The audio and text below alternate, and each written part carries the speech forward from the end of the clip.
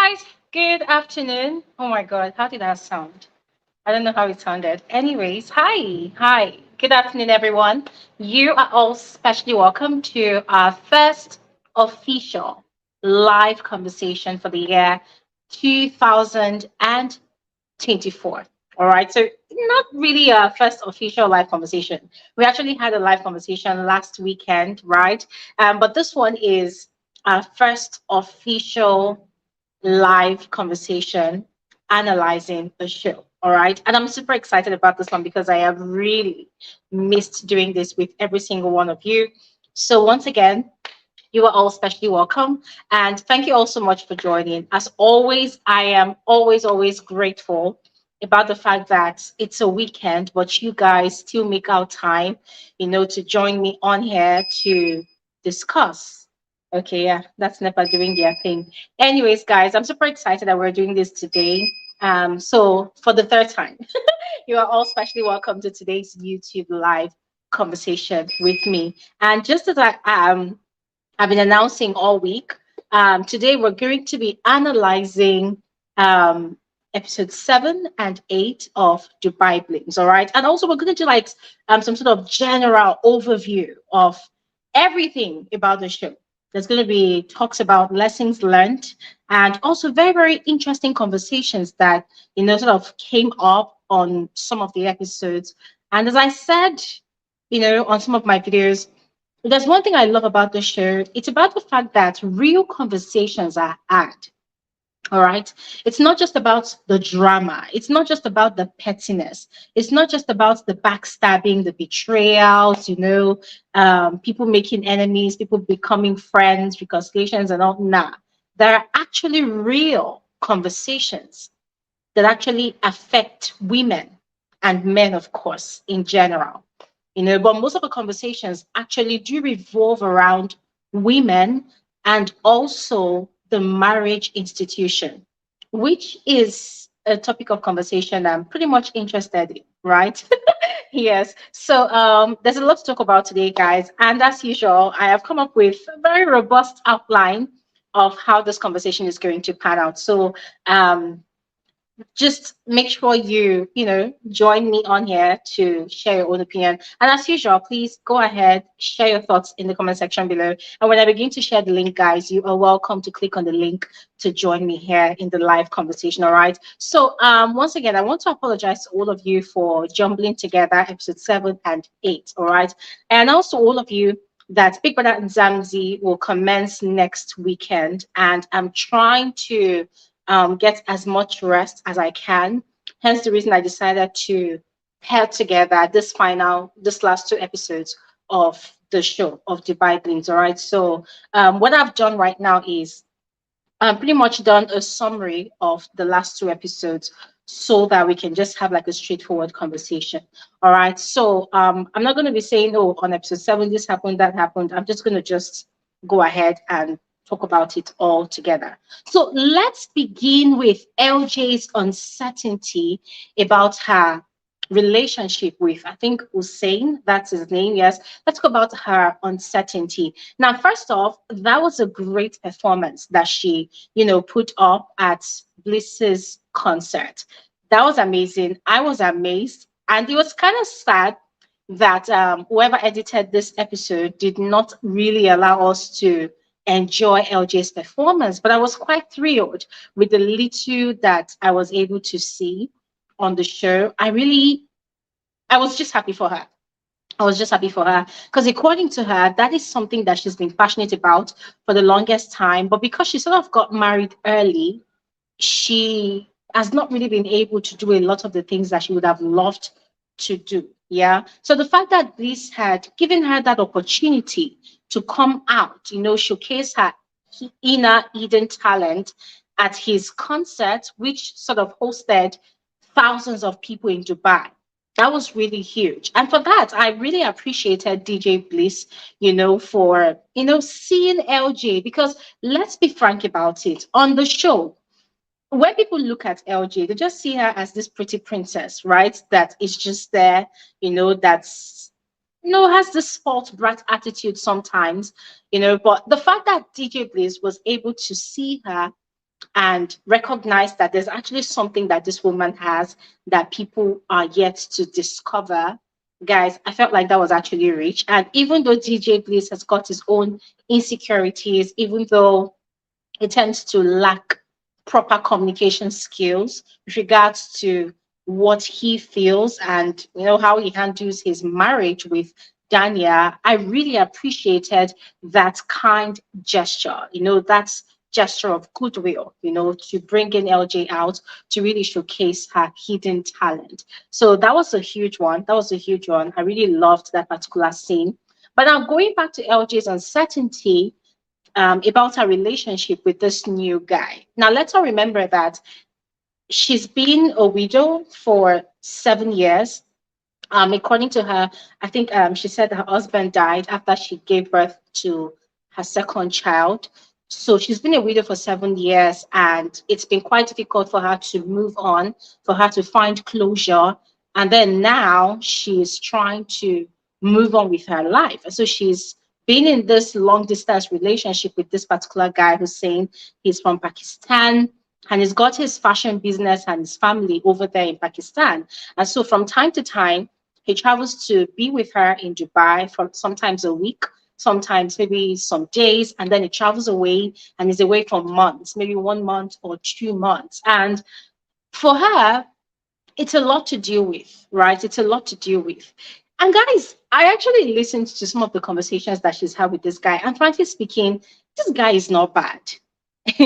I understand that every woman has got their own spec in a man, but this guy is not bad. The guy is very caring. The guy is overly caring, right? And you see, if you compare and contrast what LJ has got with this guy and what Farhanna is vying for with this new guy that she's just met, Mo, you will see that there's a lot of similarities in this people's situation.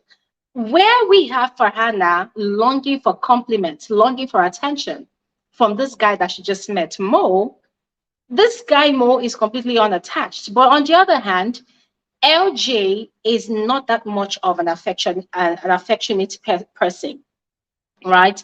She loves to be loved. She loves the attention, but she's not the sort of person that enjoys someone that overly showers her with compliments, So these two people, it's like there is such a situation that is quite complicated, yes, And I was wondering, like, okay, LJ, what is wrong with this guy's continuous reminder and assurance to you that he likes you, he loves you, he cares about you. So for her, sometimes he does it too much, and she just wished that she could just tell him to stop. So I was there. I was wondering, like, okay, where is the doubt coming from? Could it be that this guy does not measure up to the standard of the sort of man that LJ wants or likes? Because it was also quite sad, about the way she was hesitant to accept his proposal. He had actually proposed to her at Lojay's Ramadan event, and LJ had taken the longest time to respond. As a matter of fact, this season ended without her giving a quick response to his proposal. Most of the time, when a woman gets proposed to, out of excitement, you see her jumping to, say yes. I've actually never really witnessed a lot of proposals that came with a no. Most of what you see on social media are proposals that come with a yes. So this time around, I was wondering, okay, what is the issue? What is the issue? Yes, she had actually expressed her concerns to this guy about her fears, right? This guy is always talking about, oh, we'll be together forever, we'll always be together. And this is him saying all of these things, giving all of these assurances to someone that has actually lost someone.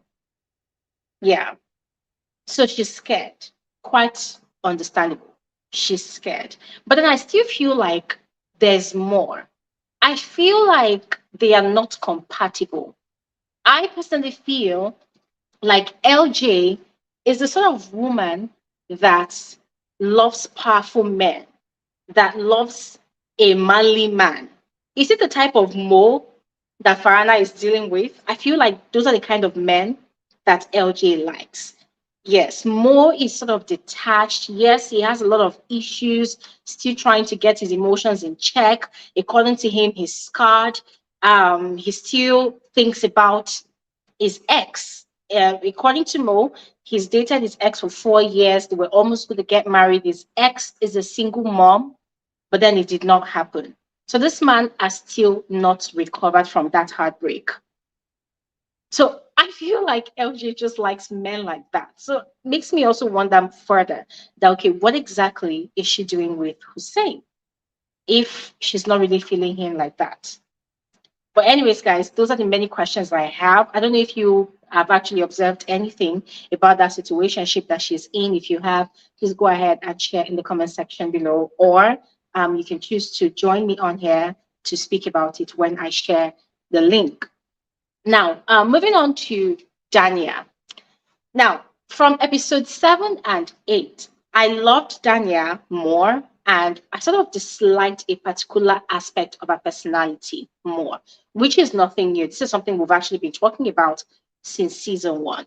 Now, beginning from um, the disappointment she caused in her marriage, the lack of communication and consideration that she showed towards her husband, Bliss, not letting this guy in on the fact that she had been planning a partnership business with some strange guy for over a year. And then out of the blues, she launches this business 2 days to his own concert, which she is fully aware is a lifelong dream. This is something that this guy has been working towards for the longest time. According to him, this is something that he's been planning, he's been living for, he's been planning for a long time. A local DJ headlining a show. That is huge for him. And for some of the things that he said in their conversation, he's rarely at home. She's not always there for him as the husband, and she's not always there for their kids, which is another conversation that we've actually had on the videos that I've reviewed already about the different episodes. But from the things that Bliss said, I completely understood. And he sort of shed more light on the situation. I mean, here I was thinking that, okay, Danya was just basically nursing the pain of not having a spouse that completely understands her and is not really giving her all the attention that she needs in the marriage, not knowing that she just decided to cut off from the lifelong partnership that they have, in quotes, right? Like you're in a marriage relationship with this man and you just decided out of the blues to start doing things on your own. So I was kind of disappointed that she tried to play the emotional blackmail card on DJ Bliss because this guy tried having a conversation with him and with her, his wife. Like, okay, what is this whole thing about?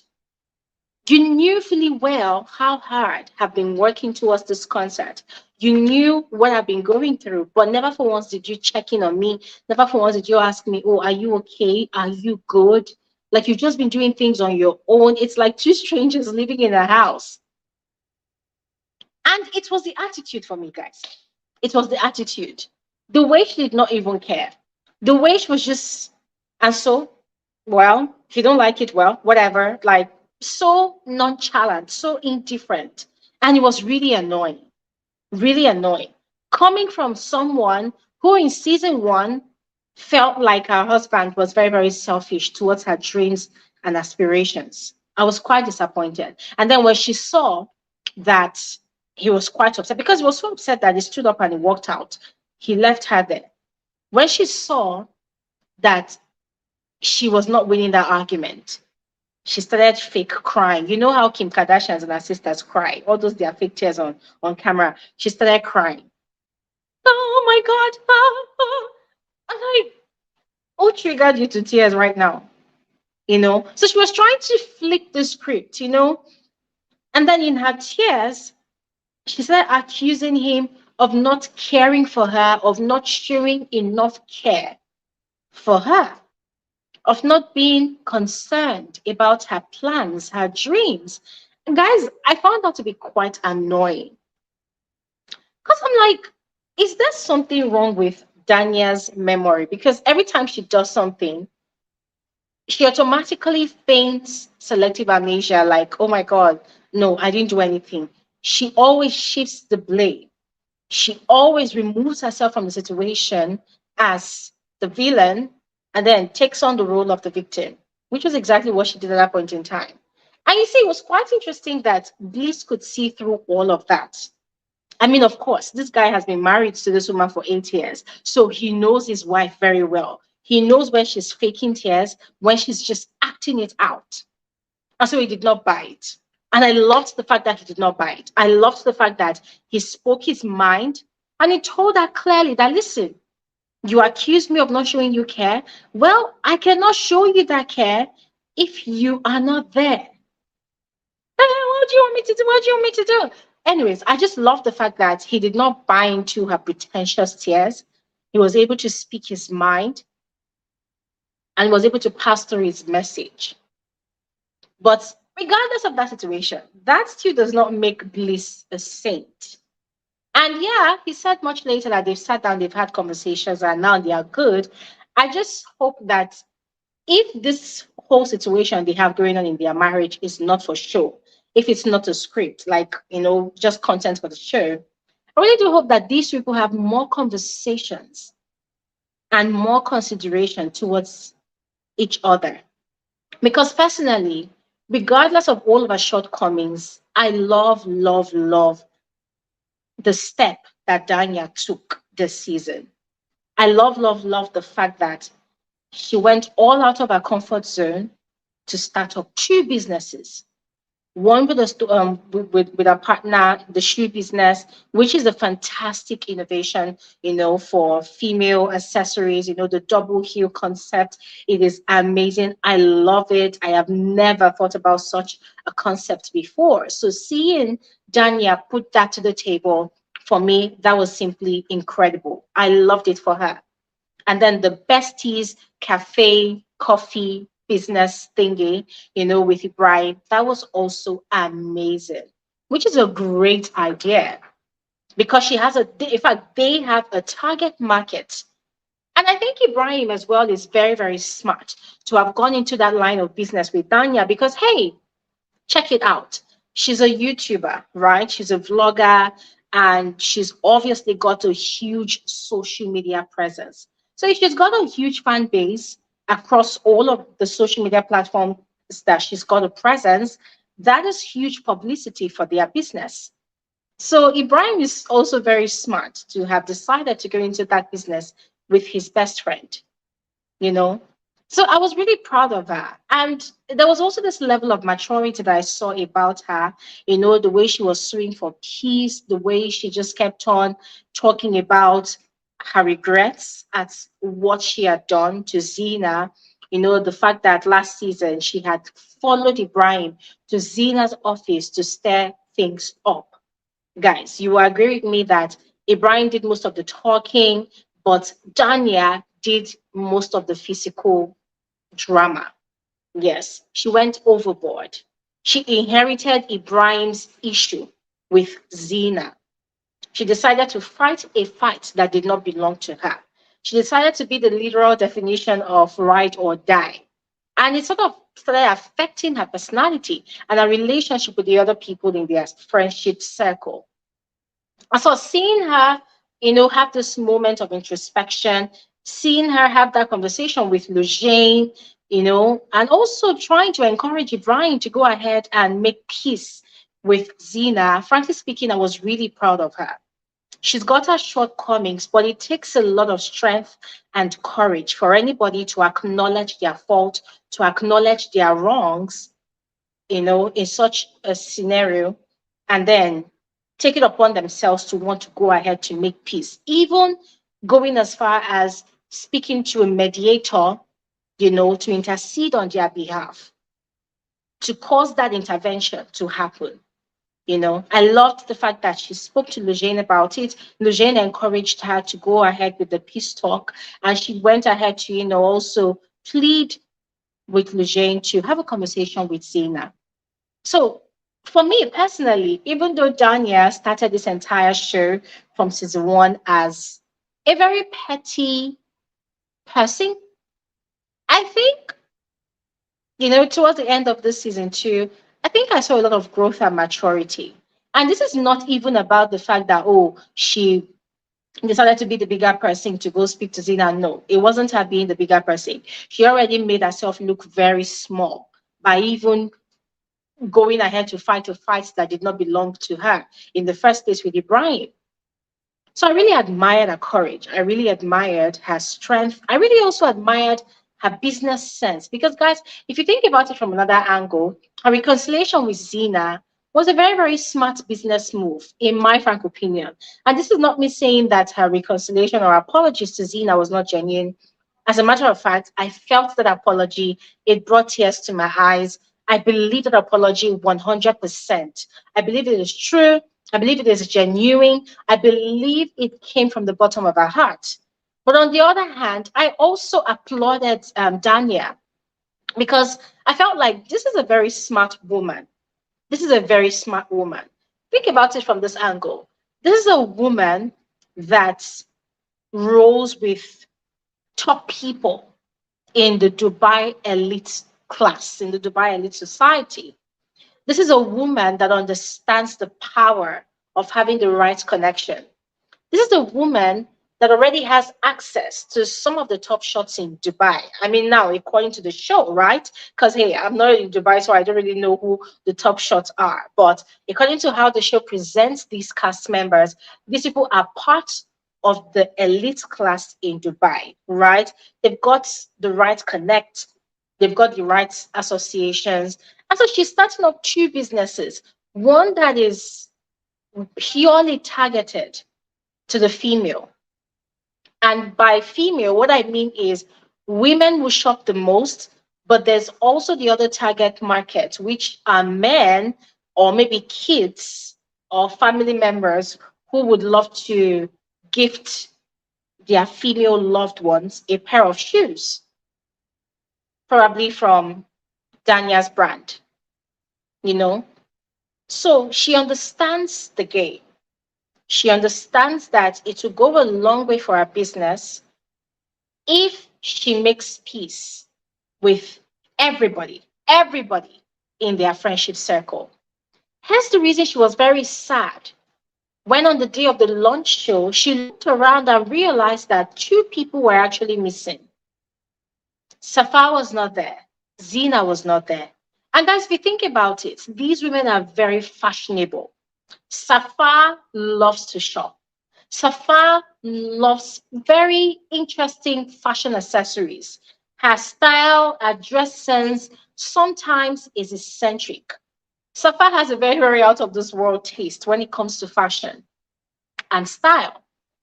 Zina as well loves having the powerful look for a woman. So these are women that would gladly want to patronize her, especially because the concept for the shoes are quite unique. They're quite different. They are outstanding, you know.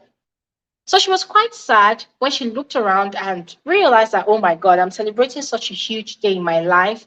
This is a huge business for me that is here to stay. And I don't have some of these women, in my corner to support me. And then there's also the Besties Cafe. Come on, how can you open a Besties Cafe without having the besties of the clique patronize you?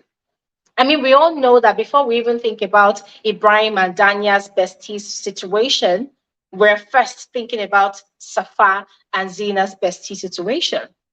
So I felt like that was a very, very smart move, making peace with these people. And yes, it also goes to show that she has her mind in the right place. So I was really happy for her with her growth. With her businesses. In fact, I just saw a lot of growth and maturity, and I am loving it. However, I don't know what season 3 is going to bring. So fingers crossed. I am just hoping that they don't fall out again. Yes, that they don't fall out again because it's gonna be crazy. It's gonna be crazy. Yeah. And one thing I didn't mention also is the fact that aside her apologizing to Zina, she was also open and receptive to Safa's apology, which, in my frank opinion, should have actually come from her. Because if you think back to what had actually happened at LJ's all white peace party in, I think, episode 5, Danya had no business really, attacking Safa like that. Yeah, she was already spoiling for a fight when Safa was having that altercation with Farhanna. She was already ready. She was already ready, and she was already saying shit about Safa, talking about, oh, Safa is the instigator. Safa is the one that caused the issue between herself and Zeina. So she already had Safa in mind. So when Ibrahim threw that question asking Safa, oh, what really is the issue between you and Danya? And Safa was saying she doesn't want to talk. And Danya was already, just already ranting and raving and going crazy. I felt like, no, Danya, you are the one that actually started that shit between you and Safa at LJ's event. So you actually should also apologize to Safa and stop acting like a victim. Which I want to mention right now that, listen, regardless of all of Danya's growth, yeah, which I am loving, by the ways, I feel like she also needs to learn to be accountable. She should learn to take responsibility for her actions, except it's all for the show. But if this is how she is in real life, she has a lot of learning and unlearning to do. She needs to learn to be accountable for the things that she does, to the point that she's even trying to play the same card with her husband, forgetting that this is somebody you live with inside the same house for over 8 years. So he sees through all of your fakery, he sees through all of your bullshit. But I love I love all of the things that she was able to achieve before the end of this season. And I'm hoping that she's able to sustain her friendship with Ibrahim, in their business partnership, because that's the major concern that her husband and his Ibrahim's friend Salem actually share. In fact, a lot of people in their circle actually share the same concerns. So I'm just hoping that Ibrahim's pettiness does not get in the way of their friendship and their business. And by the way, speaking of Ibrahim, someone dropped a comment that Ibrahim's wedding this season is actually his third marriage. And that was quite shocking for me. Because I don't think in both seasons Ibrahim ever mentioned that he was once married. So it came as a shock to me, to learn that this is Ibrahim's third marriage. And the reason for him for his I think somebody actually commented that the reason he had actually left his second wife, or is it first wife, was because she left a pot in the kitchen for 3 days. That was quite weird. Quite weird. Very, very weird. Oh my God, I'm looking through the comment section right now and I'm seeing amazing people here. Let me just say a quick hello, hi to all of you. Thank you all so much for joining. I'm seeing Ekaite Adepoju. I'm seeing Hetty. I'm seeing Zamiro. I'm seeing Kelly Michael. Oh my God. Kelly Michael. Oh, wow. It's been a long time. Hi. You've been missed. You've been missed over here. And then there's Amy J. Hi. Hi, Amy. Hi, Amy. Good afternoon from over here. The Sia. Oh my God. Hi, Sia. Hi, Sia. And then there's the lovely, lovely Zamir. Thank you so much for joining, Zamir. And let me see the other people that have commented as well. There's Naron. Hi. There's Iponeng. Thank you all so much for joining. It's always a pleasure having you guys around. Okay, so Zamir commented, Danya showed tremendous growth this season. I applaud her for a change to settle with Zeina. Yes, I totally agree. I totally agree. I mean, we're actually thinking in the same direction. See, I always love it when women take that initiative, to push themselves. I love it when women get out of their comfort zone. Because to be very honest, guys, people walk towards getting comfortable. But the problem about building a comfort zone for yourself is it becomes a trap. That's what a lot of people don't know. Yeah. It's like working so hard to have this beautiful home, right?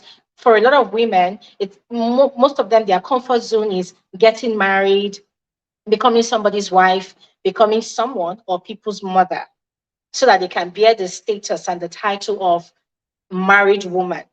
Yeah, I see a lot of that in this society in Nigeria. I see a lot of that a lot, But then it takes some level of higher thinking, or let me put it this way: it takes a higher level of thinking, determination, and an extra push for a woman to not just depend on this so-called title of being a wife and a mother. You know, it takes a lot. It takes a lot for them to want to push themselves to achieve more. For some women, getting married and having kids is the biggest achievement of them all. But for others, it's actually creating more impact, not just in their home, but also in the larger society. So seeing Danya get out of her comfort zone, guys, I was genuinely happy for her. I was genuinely happy for her. And then that Mona's event that they did, oh my God, guys, I so love Mona this season. We're going to get to Mona's part, all right? But let's not be too hasty. Let's continue. Then we're going to go back to Mona's part. Now, let's talk about Lojay's peacemaker role, right? And her intervention in reuniting LJ with her mother.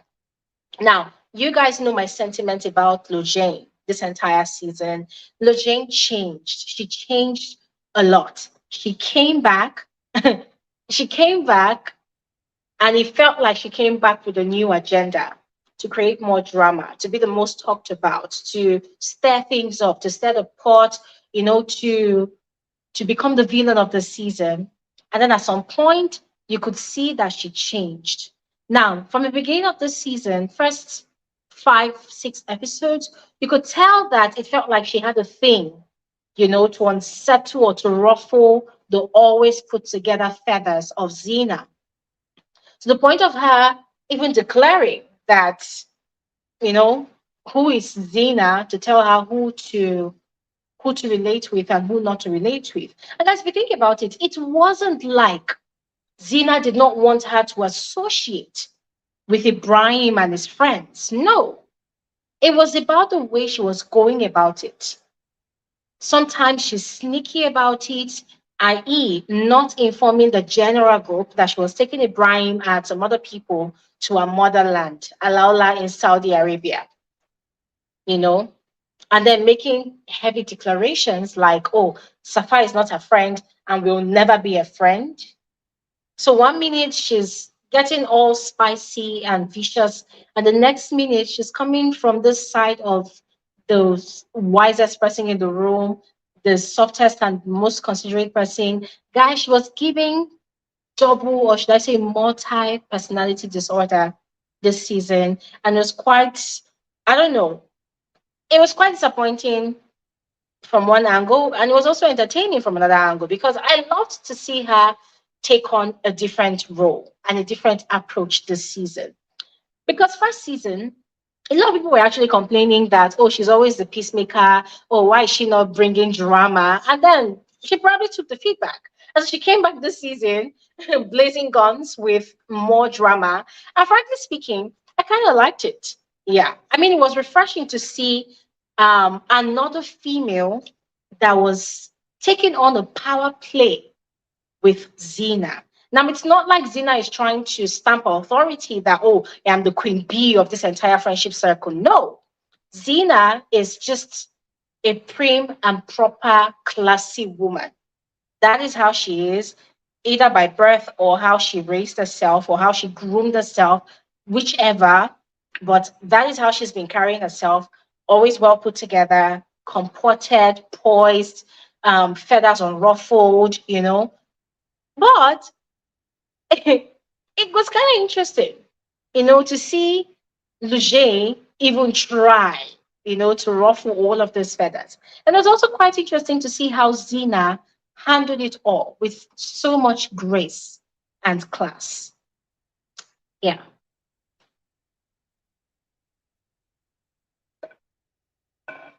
So, as I was saying, I loved the fact that she had a conversation with Zena about Danya's intentions to come apologize to her. Now, when she had that conversation with Zena, remember she had actually invited Zena to her house, kind of felt like it was giving double personality, as I've said before, because this was one person that was kind of giving off the air of Zena is not bigger than anybody. Nobody should try to, please Zena. That kind of energy. But then when she saw how Ibrahim had handled that situation with Zena and her husband and Nan, she kind of had a change of heart. According to her, she realized at that point that no matter how many or how much of a benefit of doubt she gives to Ibrahim, Ibrahim will never change. Ibrahim would always want to do what he wants to do, you know. So she had a change of heart, and it felt like at that point in time, she sort of retraced her steps and started becoming again the friend she was to Zena in season one. So yeah, aside all of that, I loved the intervention. I loved the fact that she played the good role of a mediator. Although I'm still looking forward to seeing if she's going to take back her statement about never ever wanting to be friends with Safa, because I still do not understand what beef she has against Safa. It's quite weird to me. Safa has never offended her.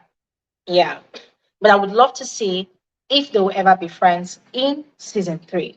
All right. Now, another thing I want to really give her accolades for is the effort, the work she had put into working towards reuniting LJ with her mom. Guys, that was huge. It was so emotional. I literally shed tears when LJ and her mom were hugging, and trying to just catch up, guys. That was really emotional. And it kind of made me really appreciate Lojay. Because, guys, it takes a lot. It's not easy. If you all remember LJ's story, she was taken away from her mom at a very young age. She didn't grow up with her mom. Her mom didn't raise her.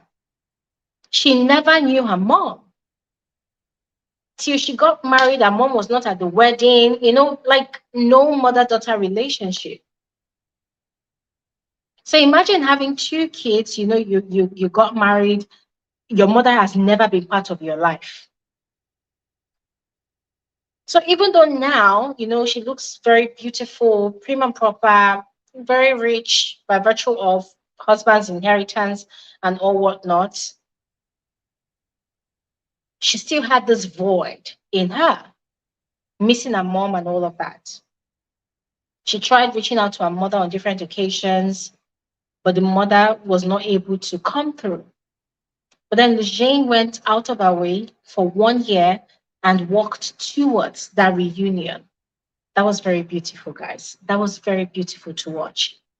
It's very emotional, very beautiful, very beautiful.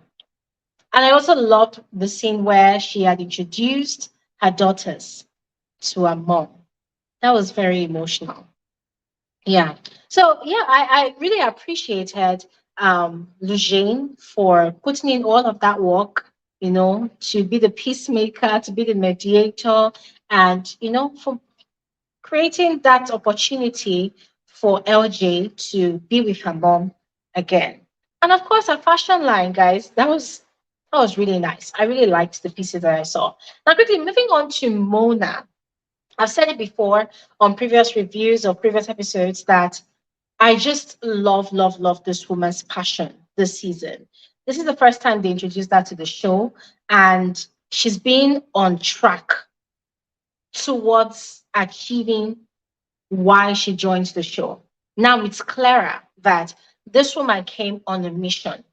She came on a mission to, rebrand herself, to rebrand her identity, and to announce herself. Now, Mona, as we all know, is Huda Beauty's sister. They have businesses together. They've been supporting each other. But the world knows Huda as the owner of the business and not Huda and her sister. And most of the products have names and the name of Huda. So it's been a huge challenge for her That's for Mona because she's got a lot of ideas. She's got a lot of things that she wants to achieve. But how is she going to achieve all of those things if the world does not know her? And so she joins the show with her husband, Hassan, who looks dashing, by the way. So, oh my God, her husband is so handsome. And guys, I just can't have enough of Mona's scenes. Every time I listen to Mona's confessionals, every time I see her in her element in any of the scenes, I burst with joy. I mean, I love that woman so much. See, she's so passionate about what she wants and she knows what she's doing. And she's very smart. She joins the friendship circle. She observed and noticed that there's a lot of tension with everybody.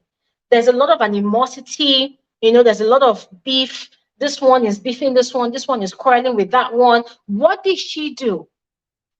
She decided to single herself out of that whole mix because, hey, this girl joined the show for business. She came, she stood on business, the business of announcing herself, of building a new brand, taking on a new project, staying on focus. And that was exactly what she did. And in her own little way, she tried making peace with all of the women instead of taking sides. That is huge. A lot of people do not know how to do that. You see, some people, they join a friendship circle, and once they identify and can relate with certain people in that friendship circle, you see that they begin to buy enemies. They begin to inherit enemies. They begin to buy fights that is not even theirs to buy. So just watching Mona, guys, I have learned a lot. I mean, these are things that I actually know already, but seeing her leave out those things as an example, guys, that was rich for me. That was rich. The fact that she just decided to remove herself from all of that Ibrahim and Danya's drama, I loved it because there is no way there's nothing anybody would tell me that would make me believe that Mona was not aware that Ibrahim was going crazy at her event when she did the Kiali relaunch. There's nothing anybody would tell me. And guys, mind you, Kiali was already launched. So the fact that she decided to do another launch of the brand again on the show, that was very, very strategic. And I loved it for her. Very strategic, honestly. Yes, David. Thank you so much, David. You're especially welcome, David. Hi. Medina Abubakar Zamio says, I love Mona. She's a go-getter. Absolutely. Chigaze Destiny says, Dubai Blink owes an explanation for the weird ending. I totally agree, but I love the way they end every season because it leaves you thirsty for more. Medina says, I just love how soft-spoken Mona is. Absolutely. She, just like David said, she is the star of the season. She's the star of the season. I heavily stand and withstand a woman that knows what she wants to do. And you see, another thing that really made me admire her is the fact that she has not allowed herself to fall under that pressure of getting pregnant. She's not allowing herself to be consumed by the baby fever. Because, ladies and gentlemen, let's be realistic. I understand the conversation about the female biological clock. I get it. I am always curious about it, still curious about it, but I totally understand because what people fail to understand is it's not easy to carry another life in you. Imagine when you're not having twins or triplets. That's a lot. For people that have been pregnant, I mean, I have sisters that have been pregnant, and I've seen how some of them have gone through their own pregnancy stages. And then even in your phase of being pregnant, you still have to be there for your husband and you still have to handle business. And then you birth the child if there are no complications. And you still need to take care of your body. You need to heal. You need to recover, right? And if you already have a business, you still need to handle your business.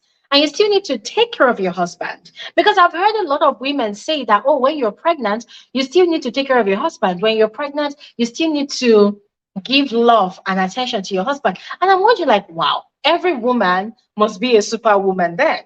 Because how do we do, okay, let me not say because hey, I'm not there yet, but how do you people do it? You people that have actually gone through that phase, how do you do it? So I feel like Mona understands this. And I see her as a woman of excellence, a woman that at every given stage of her life, whatever she's doing, she wants to give her best.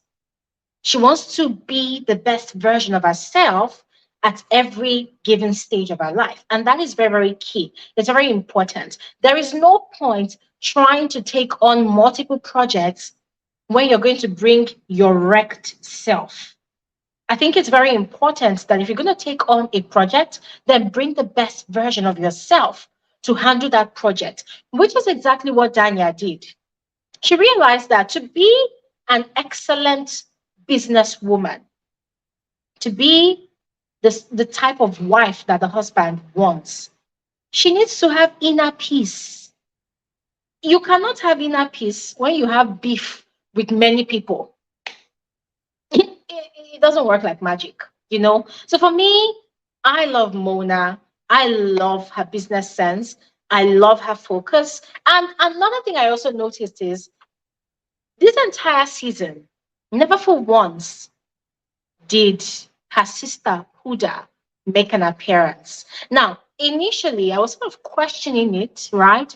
But then, on a second thought, I sort of appreciated it because let's be frank about it. If Mona is looking for her own independence, if she's looking to, stamp her own identity, Huda should not be in the picture. And this is not because she has issues with her sister. No, her sister will always remain her sister. Her sister will always be her blood, but the world already knows Huda.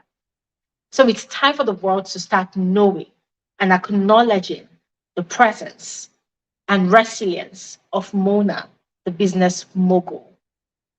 So for everything that Mona has given this season, I love and I would love to see more of it in the new season coming. And also that empowerment program that she collaborated with another lady to do, that was huge. Guys, see, there's just something about Mona, yeah. She's not in for any drama. For her, it's about making impact. I loved that event. And I loved the fact that she invited the women, with the exception of LG and Lojay. I don't know why they did not attend, but I loved the fact that she invited all of these women to come and tell their stories. Now, one would ask, what sort of story was Safa telling? One would ask, what sort of story was what's this one's name now? Was it there was somebody else that told a story. Oh, Brianna. What sort of story is Brianna telling? But ladies and gentlemen, there's always a story, right? There's always a story. I love the fact that she did not only select the women that already have businesses going on. I love the fact that she invited all of these women because every story is important. There's always something to learn from people's stories. So I just loved it for her. I just loved the way she, handled that event with that woman. That was really huge. Medina said, let me see.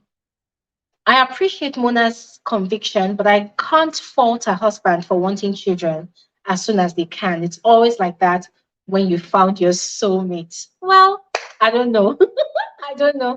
I don't have anything to say to that. I don't know. But yeah, I guess that's coming from someone that has been there before. Yeah, I don't know. Medina also says, Safa made me cry with her story or made me laugh out loud with her story. Yeah, because frankly speaking, I was kind of watching like, Safa, everybody's talking about inspiring stories.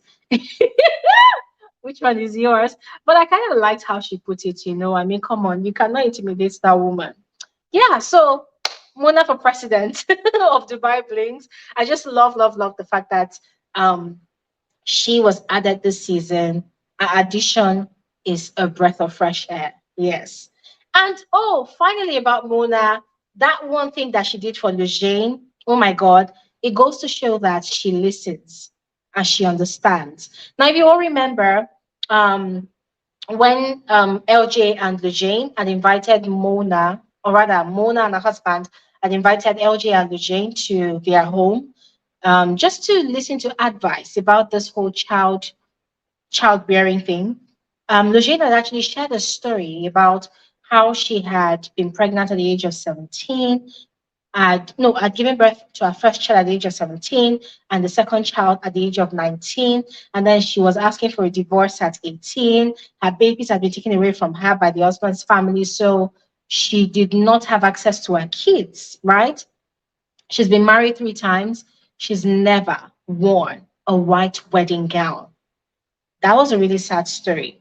And so in episode 8, Mona was having a product launch or product shoot with her husband. She was wearing a wedding gown again. And so she had gone out of her way to help Lojay, experience what it feels like for a woman to put on a white wedding dress. So she had invited Lojay to be a part of that shoot and had, provided a wedding gown for her to wear. That was really sweet. That was really sweet. Anyways, let's continue. I'm going to read this comment from David. David said, pregnancy is no beans, especially for a woman after 35. It should be planned considering the toll it takes on the woman's psychology, physiology, and psychology. True, you know the strength of your partner during it. Exactly. Exactly. Exactly. I mean, I don't know how it is, but I've seen women that have been pregnant, and ladies and gentlemen, it's not easy. It's not easy. I'm going to confess, I have been around women that have been pregnant before when I was still a young teenager. And during those periods, during those times, I kind of did not really like them a lot. I did not hate them, no, but I did not like being around them because they were always so cranky. They're always so needy. They were always so annoying and very, very nosy. I mean, that's the experience I can actually remember, right? And for me, as a young girl at the time, I never really did understand why they were that way. I just felt like, yeah, this one, she's just a Ada. So I always had this ugly thought about a lot of pregnant women because I just felt like we were doing too much. So it was when I started growing up, I started learning, hearing conversations about it, learning that okay, this is what happens when a woman is pregnant. This is this is how they change. The whole bodily change, the whole emotional change, psychological change. You just change. And it's a change that sometimes they don't even notice that they have changed. It's people around and everyone tells them that they change. So it's a lot. And then when you now try to marry both together, being pregnant and also nurturing a business that's also your baby business, it's not easy. It's not easy. Yeah, Gifty says, I really love her energy. Mona is what we call women empowerment. Absolutely. I totally agree with you, Gifty. Medina says, I've gone through 2 pregnancies. It's no joke. Sister, you're really an Amazon. You're really an Amazon goddess because 2, okay, that is that is huge. Congratulations for going through those 2 successfully. I know it's not easy. As I said, I have sisters that have kids, and hey, hey, it's not easy. Anyways, let's continue. Chris and Brianna's pregnancy review. That was really sweet. And in a way, I was relieved for Chris and Brianna, of course, but more for Chris because it felt like Chris was getting tired you know, all the trials and errors, in fact, the entire process of it all. It was taking a huge toll on this man. According to him, it was becoming a chore. Yeah, it's like making love to your partner and it's become a business. You have to try different positions, you have to use different medications, you have to do XYZ to just get pregnant. So every time you mate, specifically using the word mate, every time you use you mate with your partner, it's towards reproduction now, but not solely for pleasure. And it becomes hectic. It becomes a job. So you're returning from a hard day at work and you are going back home and your partner is telling you, oh, make sure you get Viagra. Make sure you get Viagra so that you have enough energy to come and do the work. And then you're going back home and you're like, oh my God. So the guy was getting tired already. And for him, he just could not wait for everything to be done and dusted. So when I saw him shed tears of joy during their wedding anniversary, their first year wedding anniversary, when Brianna had revealed the pregnancy test tube to him, I knew that those tears were not just tears of joy for the baby that was to come. It was also tears of joy that, oh my God, finally I can take a breather from this process of reproduction. Yeah, so I was really happy for them. I was happy for him. I was also happy for Brianna because, mind you, she's got her concerns that she's 35. She's a biological clock again is running really fast. She's losing time. She knew she needed to get pregnant by all means. And also, I think I could understand where Brianna was coming from because, mind you, that pregnancy was not going to be the first for Chris. Chris already has two daughters from his previous marriage, right?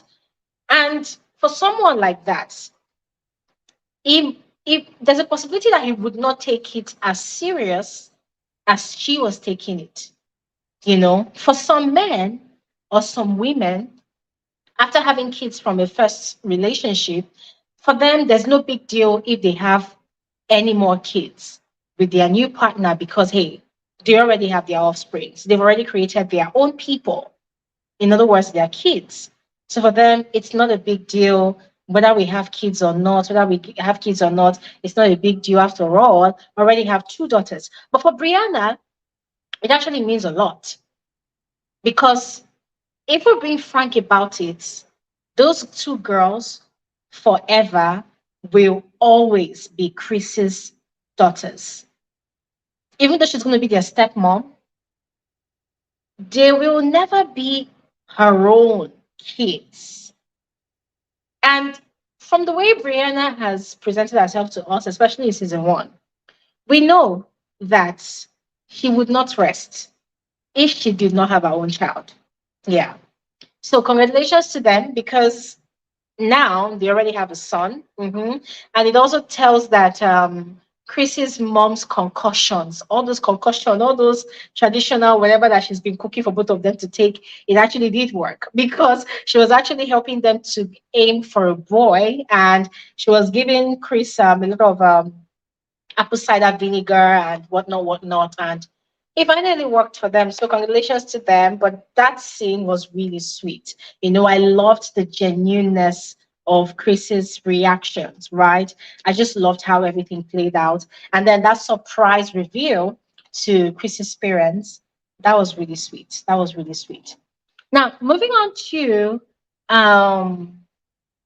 Ibrahim. Ladies and gentlemen, I think the only thing I'm going to say about Ibrahim is Ibrahim still has a lot of growing up to do. Yeah. As far as I'm concerned, marriage does not make a boy a man. Marriage is not, guys, I think that's just the best way I can put it. Marriage does not make a boy a man. A man that is married, that has a wife, it does not make him emotionally intelligent. It does not make him mentally prepared to face life and human beings in life.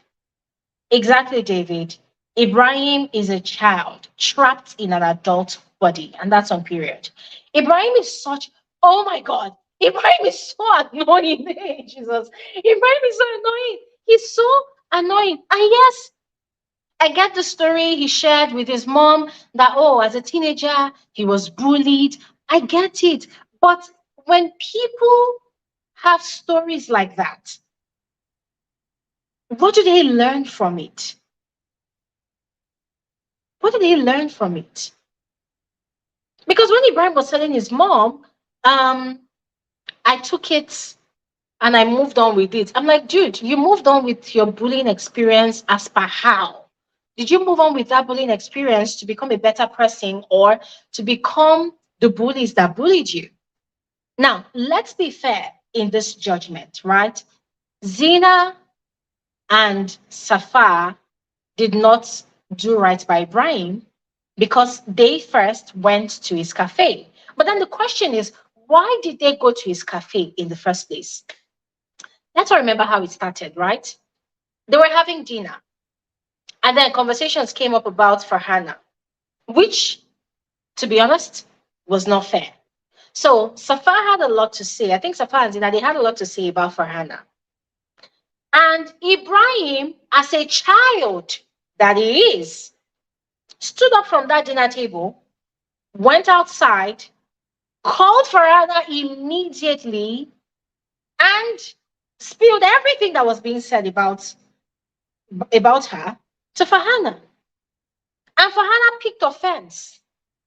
And there's something they say about people who gossip. How do I put it? Gossip, yeah. They will do a lot of additions and omissions when they are retelling what they've heard. They will never tell it the way it was told. And so the manner in which Ibrahim retold everything that Zina and Safa had said to Farhanna, he had said it in such a malicious way. He has said it in such a malicious way. Like, oh, you're not here, they're gossiping about you, they say XYZ. And so that was what made Zina and Safa go to confront Ibrahim. And so they had gone to his coffee shop. So Ibrahim felt like it was an insult that they had come to his coffee shop, his office, his place of business to confront him. Now, ladies and gentlemen, I'm throwing this question to all of you. How would you have handled that situation? Where is the best place for that conversation to have happened? In season 1, I said that they would have met on neutral grounds, but I would love to hear from all of you, all right? Now, when they went to Ibrahim's shop, they did not cause a scene, but Ibrahim decided to cause a scene. According to him, he decided to make his own retaliation stronger to protect his business, his brand. I'm like, dude, it doesn't even make sense. And then Danya, who had done follow body, follow warrior to go and fight a fight that was not hers to fight, had gone to go and, cause a lot more drama than needed. So when you think about everything the way it started, yes, Safa and Zina should not have gone to confront Ibrahim. Yeah, like that. But Ibrahim went overboard. Now, this dude gave the fakest apology ever in a public gathering organized by Lojay. Fake apology. The tears were fake. In fact, no tears even dropped. It was fake. And one thing I love about Zina, Zina sees through Ibrahim more than anybody else. And it doesn't make her a hard-hearted person. It only means that she's very perceptive. Her alert, like her antennas are very, very alert. You apologize to someone, you said, oh, if you extend a handshake or whatever, I will take 10,000 steps forward or whatever. You gave that emotional, outstanding apology, and everybody applauded you for being the bigger person. So as to clear your name, you did all of that. You people hugged. The moment you sat on that table, bang, you started the drama. Guys, the worst of it all is going on social media and trolling, bullying Zina and Safa. Calling Zina all manner of names, big elephant, the big one, the blah, blah, blah, even calling Zina a bully after the apology. Nah, that guy is a child. That guy is a child. Let me read the. Medina said Ibrahim is so exhausting to watch. I absolutely agree. Gifty said I was waiting for you to talk about Ibrahim is a big baby. Absolutely. Yeah, Danya, the beef lover from Medina. Absolutely. But I am glad that she realized her mistakes and then she made up for it. Yeah, Zina is absolutely classy. David said, definitely clear the air on a neutral ground. If Betty was personified, Ibrahim will be on the poster. Absolutely, absolutely. I really agree. Yes, the conversation should have happened on a neutral ground because there's a possibility that at the time that Zina and Safa visited Ibrahim's cafe to have that conversation, there would have been customers around. And I think I saw one or two customers that day. So customers would have overheard the conversation and it wouldn't have looked good on Ibrahim. So I understood what Ibrahim was doing. And see, what happens between Ibrahim and Zina is it's the physical representation of what I've always said on this channel. You cannot you cannot determine or rather dictate the reaction of someone you start a fight with. In other words, you cannot throw the first punch and then you expect your opponent to throw an equal punch at you. The person can choose to bring a grenade to that fight. The person can choose to come with an arsenal of weapons just because of that one punch. So for Ibrahim, you make the first move, he will squash you, he will destroy you. And that was exactly what Ibrahim did. So I think Zina did not get the memo about Ibrahim. Although Ibrahim went too far, but can I blame him? Frankly speaking, nah, I could not blame him 100%. But I also expected that after he gave that apology, everything should have just stopped right there. Where I had a problem with Ibrahim's character was him going the extra mile to troll these women on social media for 1 year straight. That was extreme. That was a lot. That was a lot. That was a lot. David said, exactly, Glory. You do not decide You don't decide how someone else will react to your actions. Can't teach me how to cry. Exactly, exactly. In that regard, as I said, Zina, she should just keep quiet and take all the bullshit that Ibrahim threw at her. But as I said, still, I expected that after Ibrahim gave an apology to clear his image, they became even. Yes, they became even. You did something, you came at my friend, I came at you, you came at me, I came at you, and then you apologized in the presence of very, very notable dignitaries in Dubai. And then, like a child, you now went on social media to go and disgrace yourself. Because, guys, you know what's funny? This guy gave that public show of an apology, which was fake, by the way. And then people applauded you for it. These same people that were at that event, they possibly follow Ibrahim on social media. And so you by yourself, you went on social media, you're trolling this woman, you're saying no manner of trash about her and a friend. What do you think those people will think about you? So for me, Ibrahim, I love him. I love his drama. I love his fashion sense. I love the way he does his things. I just love the guy. I mean, you can't not like Ibrahim. I love, love, love Ibrahim. But every time I see him overreact and overbrag on the show, the first thing that comes to mind is how is this dude going to handle his marriage? How is this dude going to handle his home? Because as someone made mention in my comment section, for this guy to divorce his wife because she left a pot in the kitchen for 3 days. Ah, Ibrahim. But you know what's going to happen to this third marriage? Ibrahim will probably have to marry 10 times before he decides to grow up and be a man.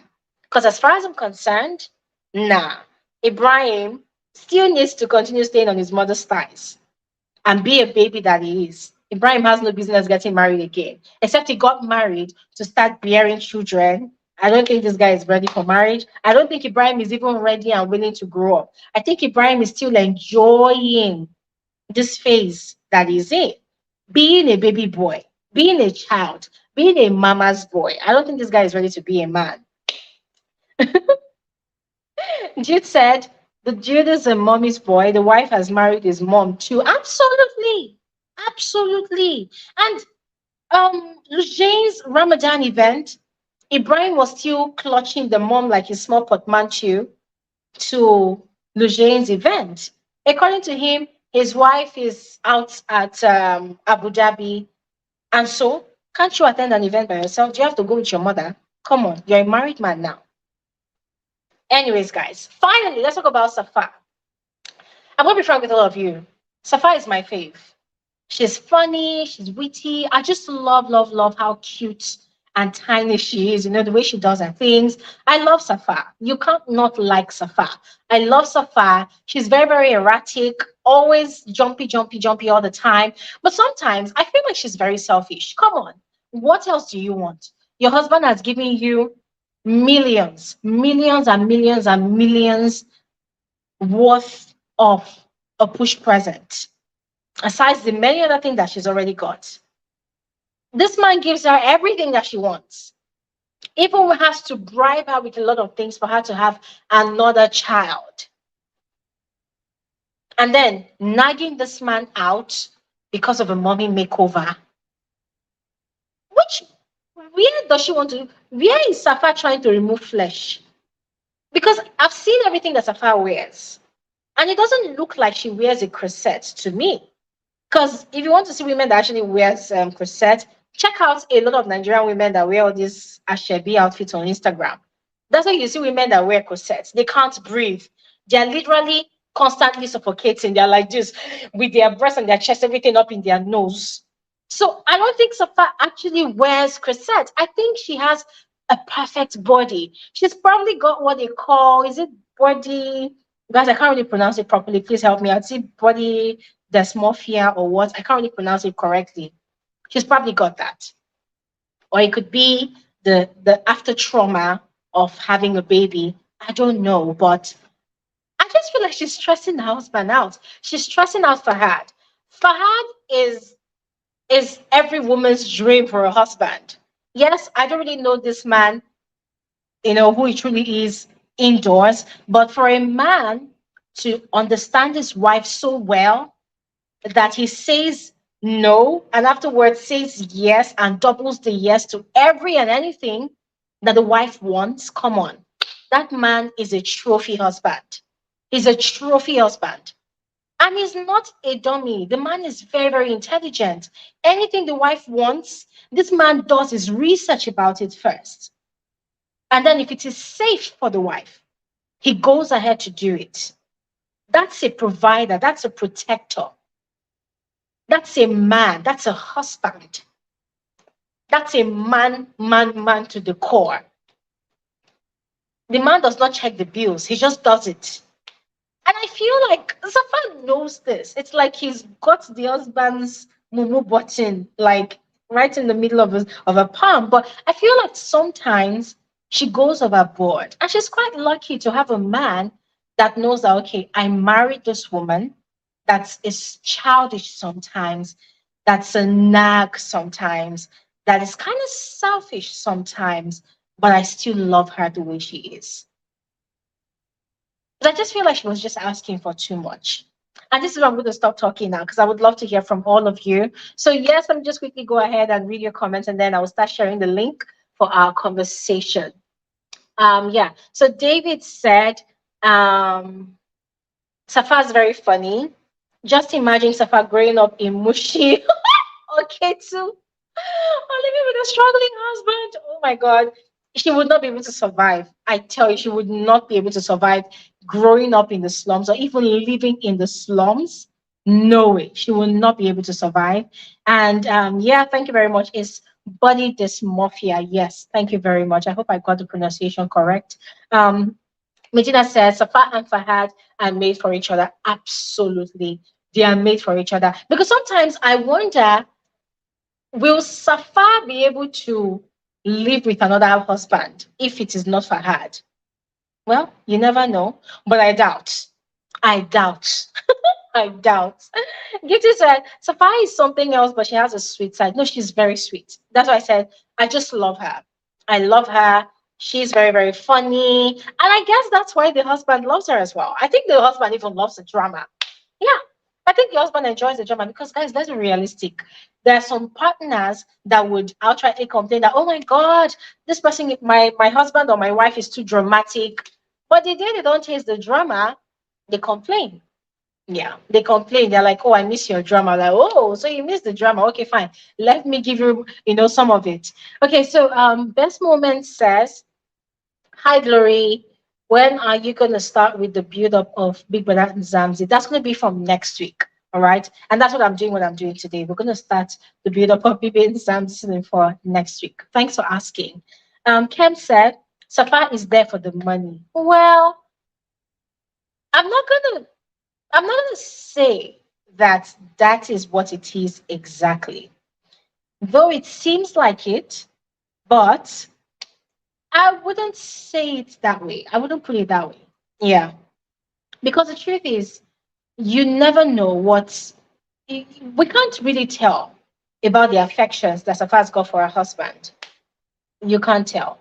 And let's be very honest about it. It is not a crime for a man or a woman to marry someone that's very wealthy. Nobody prays to be married to someone that is not thriving. Nobody prays to be married to someone that cannot afford to give them the life of luxury. So Safa is married to Fahad, who is a millionaire or a billionaire. Oh, well and good for her. I don't think there's any crime there. And I'm very sure that Fahad knew what he was getting himself into at the point of getting married to Safa. Yeah.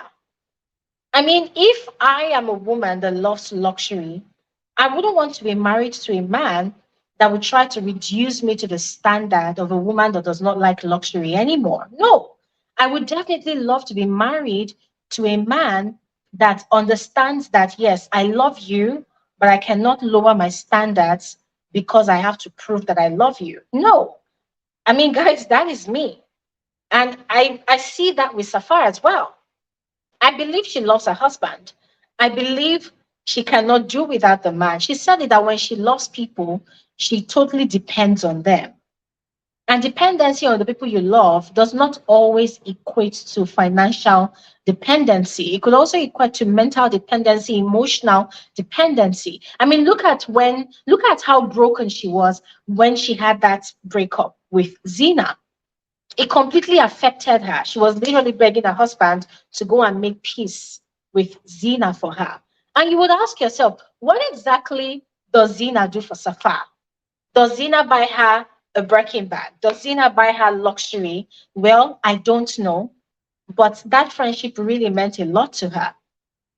I mean, they traveled together to India. According to the show, she booked the flights. According to the show, she booked the hotels. She did everything. So she's in that friendship with Zena, not because Zena is giving her the life of luxury that she wants, but because she genuinely loves her friend Zena. And I feel like that's the same thing, you know, with what she has with her husband. I feel like she's just favored that she married someone that's that wealthy and someone that can actually provide for her the life that she is used to. Because if you watch season one, she actually said it. But before she married her husband, she was already used to luxury.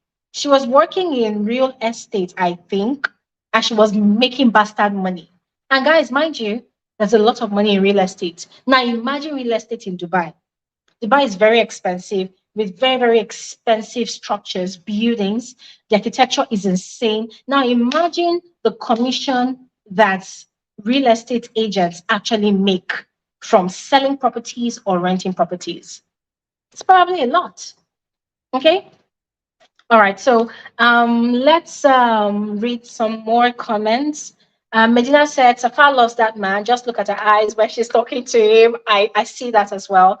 I strongly believe that she loves her husband. Gifty says, I feel Safa grew up from a rich background, and I guess the husband already knew her needs and wants. She's luxurious, and the husband knew his assignments. Absolutely I totally agree with that as well. So, Ken, yeah, thank you so much for understanding. All right, guys, I would love to hear from all of you, your reactions about this, the show, about the season. All right, so I'm just going to go ahead and share the link in the comment section below. And oh, one last thing. I love the drama of the show. I love how the story unfolds.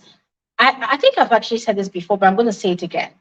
I love how everything seems organic.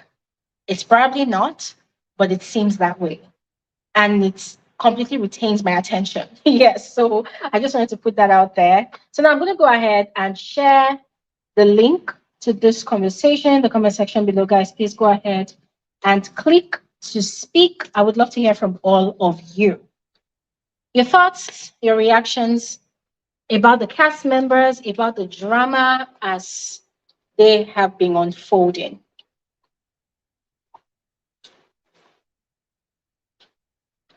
Who wants to go first? I'd love to hear from all of you.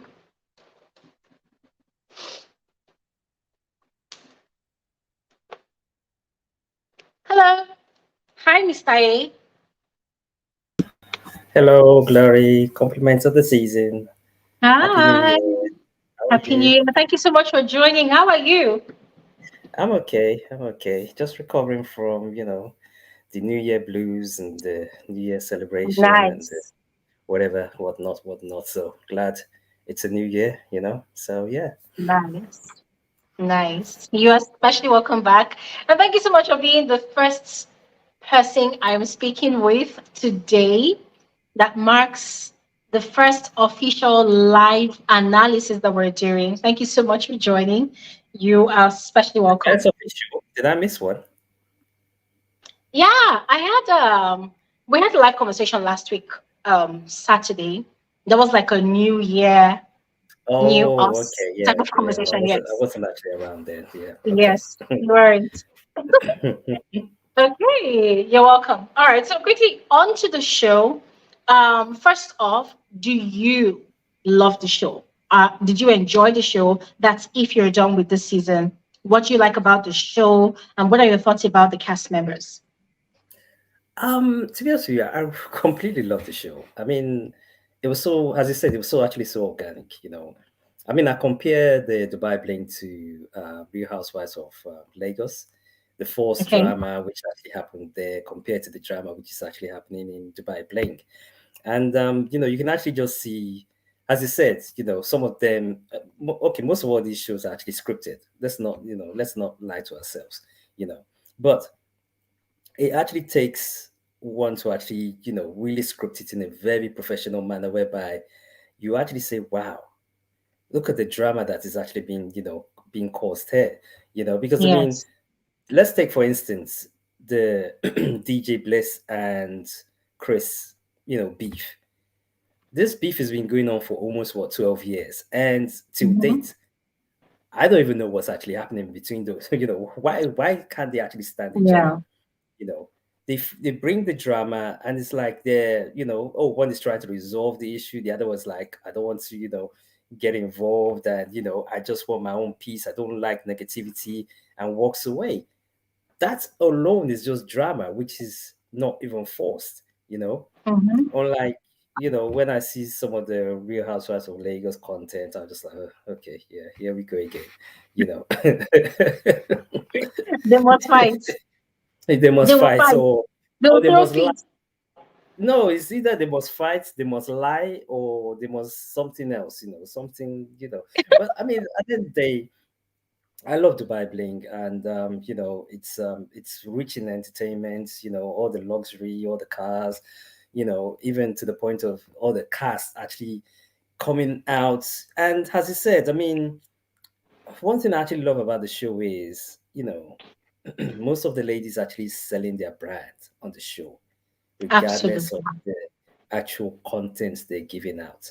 I don't even Absolutely. think, in as much as Safa is all crazy, to be honest with you, I think she does it just to probably just create content. I don't even think she's probably like that in real life. But yeah, I think Mona, oh my gosh, the way she's actually come on the show and actually, talk about her business, her brands, her relationship with her dad.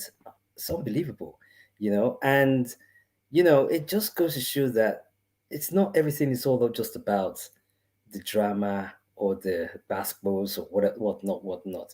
It goes to show that you can actually create your own identity Mm-hmm. even on a show itself. Because True.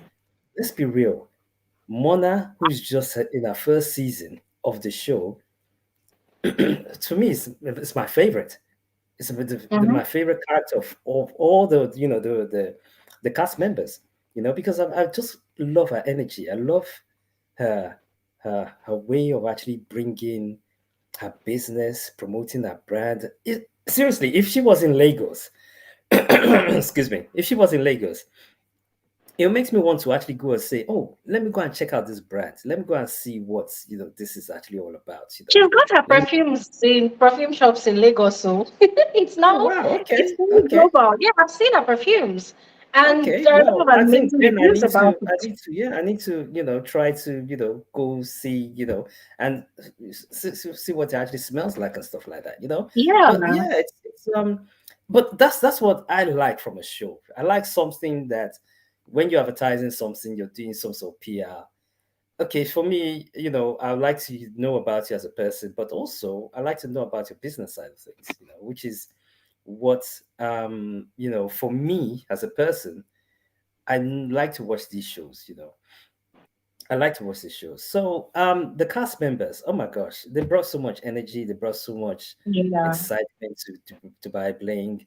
And it's just a show that if anybody hasn't watched it, they should actually go start watching it from season one, because I actually watched season one, but I've forgotten most of the storyline, So I probably need to go and rewatch season one again because I mm. mean, when you keep on saying about Lojay being conniving and stuff like that, honestly, I can't actually remember.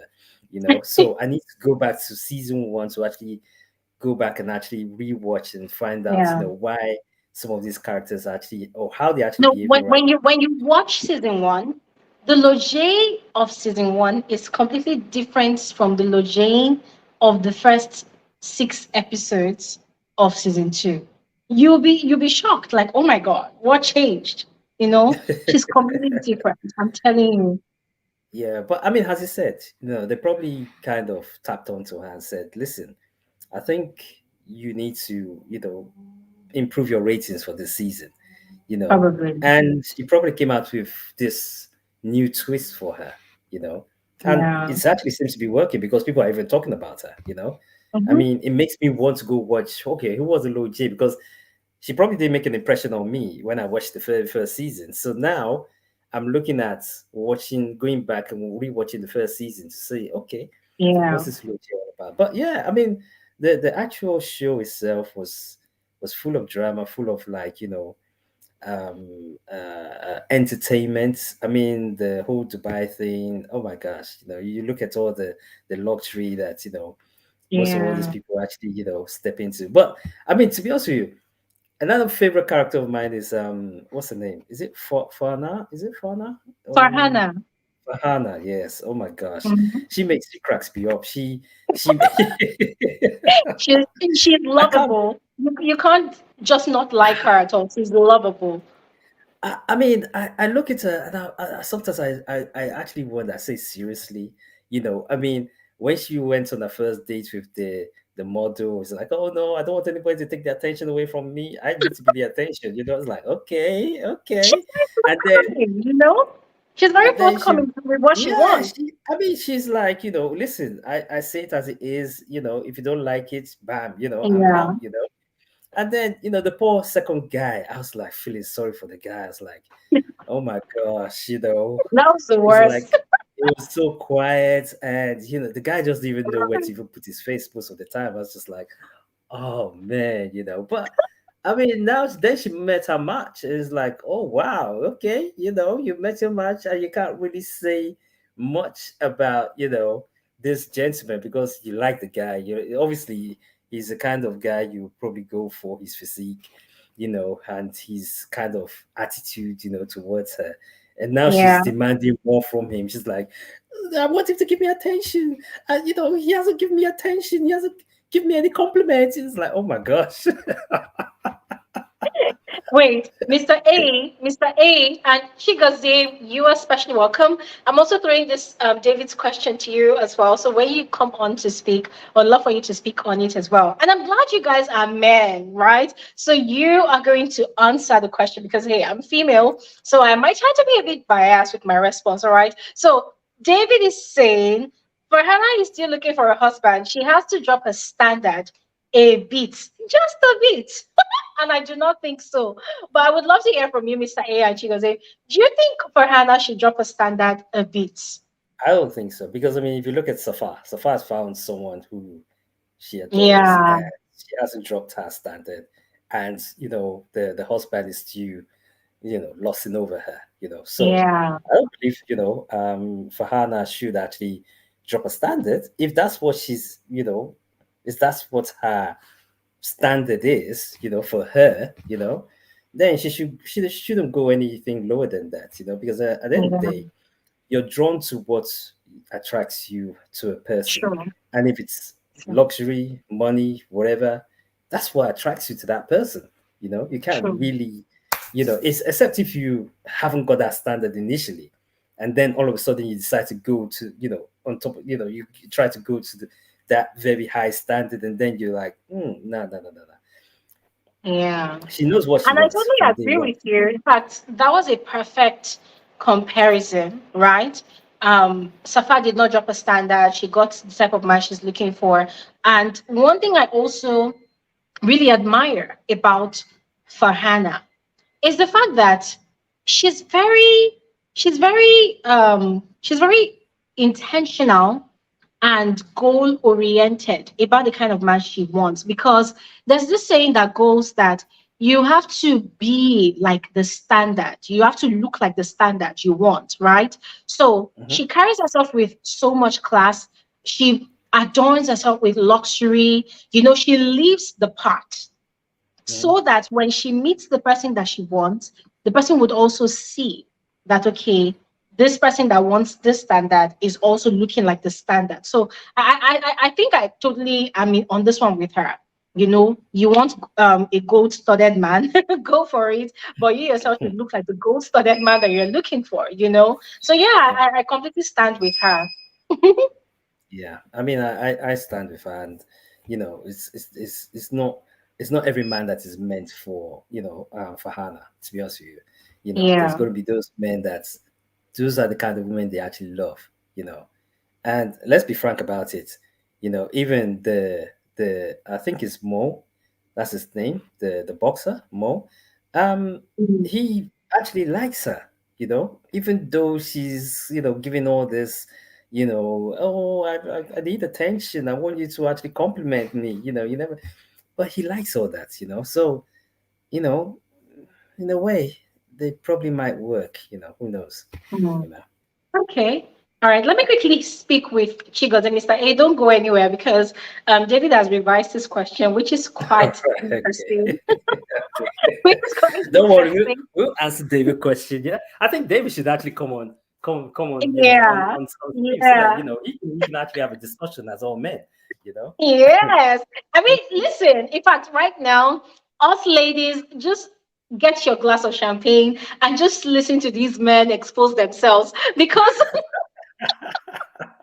let the men expose themselves because men are always saying, "Oh, women they have high standards and all whatnot." So I want to know what Well, you you men are want to saying. masquerade. Yes, Chigozie. Chigozie, hi, you're welcome. How are you? Hello. Um, hello, good evening. Can you hear me? Yes, I can hear you. Happy New Year. Happy New Year to you. I'll take a reference from what Mr. A said. It all depends on the person. If Mm-hmm. your standard is luxury, if your standard is bling bling, I don't think you should drop your standard unless if your standard was not initially bling bling or luxury lifestyle. I don't think because it would mean you living like a fake life. And Mm. later on, it will affect the marriage. Eventually, if people get married, they get married, it will actually affects the marriage because the fact remains that you love this thing, you love to live a certain way, and if the man now starts requesting for you to now compromise, you may want Mm, to at initial stage, but at the time, it will become frustrating and it will become hard for you to actually live up to that standard. So just like Safa, she loves luxury life. So she wants for a man who can able to afford what she can afford. So for me, I wouldn't want anybody to drop their standard unless they intentionally want to drop it. Maybe some person will see that okay, in a situation whereby they feel like, oh, I'm not getting younger again. I have to like drop my criteria of the kind of like person I want. It's just like when you review the first episode where Farhanna listed that therapist or the matchmaker per se, all the requirements that she wants in a man. Like the therapist was telling her that okay, you need to be realistic about some things. So it mm. all depends on the individuality of the person. So for me, if you can lower your standards, that means it means that you're living a fake life. But if you want to, all fine and good, but at a point in time, you may actually regret it. That's just Mm. from my own. And And you know what? Yeah, Chigozie, mm, let me just quickly keep this before we continue. What you said, I totally see your point because I'll give an example. Something happened, I think that was last year or 2 years ago. I can't remember, but something happened. It was quite recent. But there's this lady, she's a popular, okay, maybe not very popular, but she's a known socialite. She loves the life of luxury, right? There's a latest phone this week, she's getting it, or she has people that give it to her, you know. Some people said that she's an escort or whatever, and she's been an escort for even some of our popular Nigerian music superstars, right? She's popular escort. And so she gets married to this guy, a young guy. The guy likes her. They met in Dubai, and the guy proposed, and she accepted. She got pregnant, gave birth to the first one, and something happened. These people live their lives on Snapchat, right? So if you're on Snapchat, you probably must have heard about this story. So she's this sort of person that before she met this guy, when it's close to her birthday, she would put like a birthday wish list. Oh, I need this, I need that. And if you read the list that she puts on Snapchat, it contains like the latest of everything, right? Even a mm, car. yeah, And there are people that will gift her these things. She will come back to the same Snapchat and she would put all these things on display. And then she would put the tag, I want it, I get it. Most of these things she does not buy by herself. It's people that gift to her. And she will literally put evidence of the person that sent her this thing, the person that gave her this thing, the person that gave her that thing, right? Now, this guy, I don't know if he is aware or if he was aware of her lifestyle, right? But he proposed to her, they got married, and then she gave birth to the first one, and then her birthday was coming. And guess what? she did the same She thing did the again. same thing again. She put a list. And this bro was mad. This guy was leaving. Guess what? This guy came onto the same Snapchat and was slut shaming his wife. And guess what? Imagine. Like this, no, he was shocked. He was shocked. Maybe he probably has never experienced this side of her because, mind you, the guy met her in Dubai and he's Nigerian, right? So he met her in Mm, Dubai and he proposed to her in Dubai. So he probably was not aware that, so she does this and that. So the guy slut shamed her on social media, on Snapchat, and the biggest blogs carried the story. And it was a huge problem, right? But guess what they did? So they probably had friends and family intervene. People probably told the guy that, this is how your wife is. Oh, she used to be XYZ and they like her like that. Da, da, da, da. Now, what's happening now? And I'm telling you this just from what these people are showing to us on the same social media that we got to know them. They travel around the world together now. This guy Mhm. has changed her car twice to like latest G Wagon, latest big car. Like it's like the life that she was used to, he's now doubled it. Do you understand? So it's Yeah. like he now has to compromise and understand that, okay, this is the woman I married. Everybody has a past. That is a past. But if I don't provide these things for her, she's probably going to continue coming to social media to come and put birthday lists, which is like Yes. a Some of change them. my Yeah. trigger. So now she has a Yeah. second child and they are living their best life. So what you said is so true. Like, this guy probably thought that, oh, if I marry this girl, she's going to become like a typical housewife, you know, she's going to probably reduce her standard, but hell no. This girl is not slowing down. For her, you met me a certain way. I've given you two kids. Now I've done my surgery. She's done her surgery. And the guy actually took her himself to go to the surgery. So we're talking about men that actually know that, okay, their women have a standard and they really like this woman. And this woman is not going to come and pretend like, oh my God, I am the perfect housewife or perfect house material, right? So they have to just up their standard, right?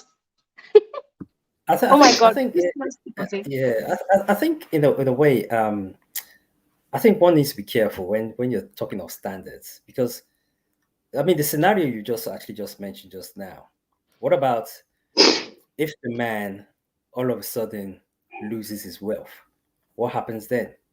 true, You true. know, That's so another angle. does that person actually still, come back and say, well, they're still got their standards or they're still, oh, they love this person because, that, there's a whole lot of things that can actually, Hmm. go on and on and on. And that's why I say, if you're used to a certain standard, you know, and that standard actually comes to you, it's like for like, you can never go Hmm. down because the thing is, you can't see a nice looking young guy if you like luxury things. You see a nice looking young guy but doesn't actually have that wealth, automatically your mind is not going to go there. You probably Hmm. would want to try to make it work, but then you probably be saying, I'm having much effort to try to maintain this person to my Hmm. standard, and then you probably be like, is this what I really want? I want someone to be treating me. I don't want to be treating someone else, you Hmm. know?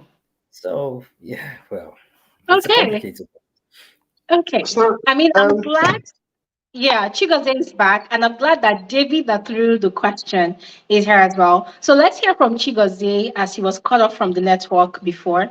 Let's hear from him, and then we're going to go back to David. Chigozie, you're welcome back. so yes, I said let's use like a cast member, Safa, and she lives a life of luxury, and her husband knows it. And so, for the fact that she didn't compromise herself, she didn't lower her standard, and she married a man who loves her and who can help her afford those luxury. That's why the husband said that, oh, that he knows he's supposed to give her a push present, but he's actually confused on what to give to her. So he knows his wife, he knows what she wants. And for me, I don't see a reason why you should compromise if that is your standard because it means living fake life. So apart from that, can I go to like just let me just say what I want to say because I'm preparing something for dinner, please. Hmm. So Okay. like the show for me, I it gave me like goosebumps how it ended. I was confused, I was perplexed. I don't know whether that's the right thing, Mm-hmm. but it was giving like I didn't understand what was going on. Immediately he finished, I went to Google and I typed did LJ. And I know what I just said did LJ. Immediately something came up. Did LJ say yes? It was as if Google know what was on my mind at that point. So I was like, what? How can you end this show like this? It's not possible. Like I kept on searching on the net. See today, I've not found an answer. All they keep saying is that both of them are still following each other on social media, but they have deleted their pictures on their various social media pages. So right now, no one is sure of what is the situation on ground. And also from this show, I actually like learned something from Fahad per se, that's Safa's husband. You know, people say that he taught them how to be a good husband. When he was saying that he cannot risk that surgery because he found out that it is a percentage that people who go for that surgery don't make it. And this is someone who's caring for his wife. Because he said that, do you want to leave me if anything happens to you? Do you want to leave me with the two kids? And you can see someone that really cares for his wife. Mm-hmm. For other people, they'll just say, oh, they'll just budge into like the pressure without even going to like do research or find out what the wife is about to do. So for me, Mm. I found it helpful, like that as a single person, that that sometimes it's good to be a bit stubborn, how to like negotiate with your wife. For me, that is what Fahad taught me. So like, if I get married tomorrow, I would actually know how to have a better marriage with my partner, with my wife per se. Uh, so and also DJ Bliss and Chris situation, very, I will tell you, it will not pass this thing, competition in the business industry, in their Of industries. course. It Of will not course. pass. Because I've looked at it and said that, okay, is it like they're fighting over a woman? I'm like, no. Both of them are married, although Chris is a divorcee per se, but it doesn't really make sense why they're quarreling.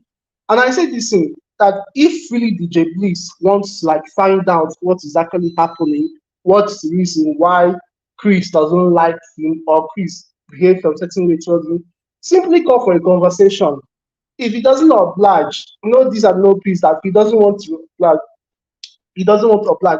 I'll use for example for my life where where I started my new place of work. I was living with some persons, and one person got really like annoyed with me or something like that.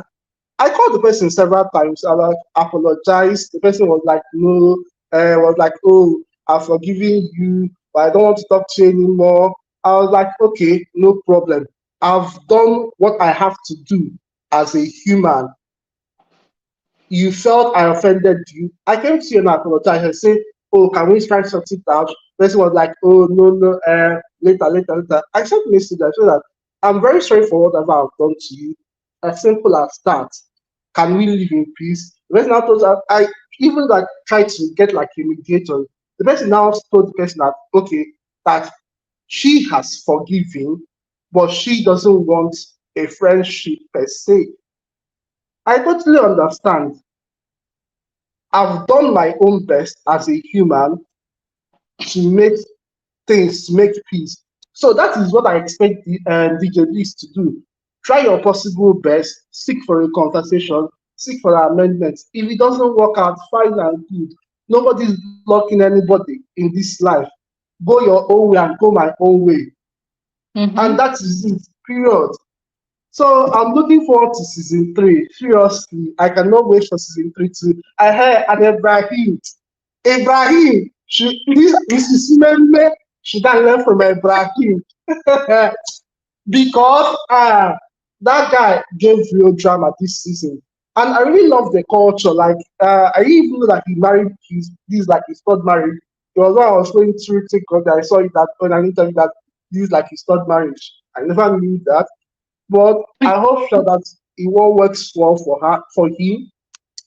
And I feel that, like the rumors that he might be part of the LGBT community, the reason, I feel that that is the reason why he married a conservative wife.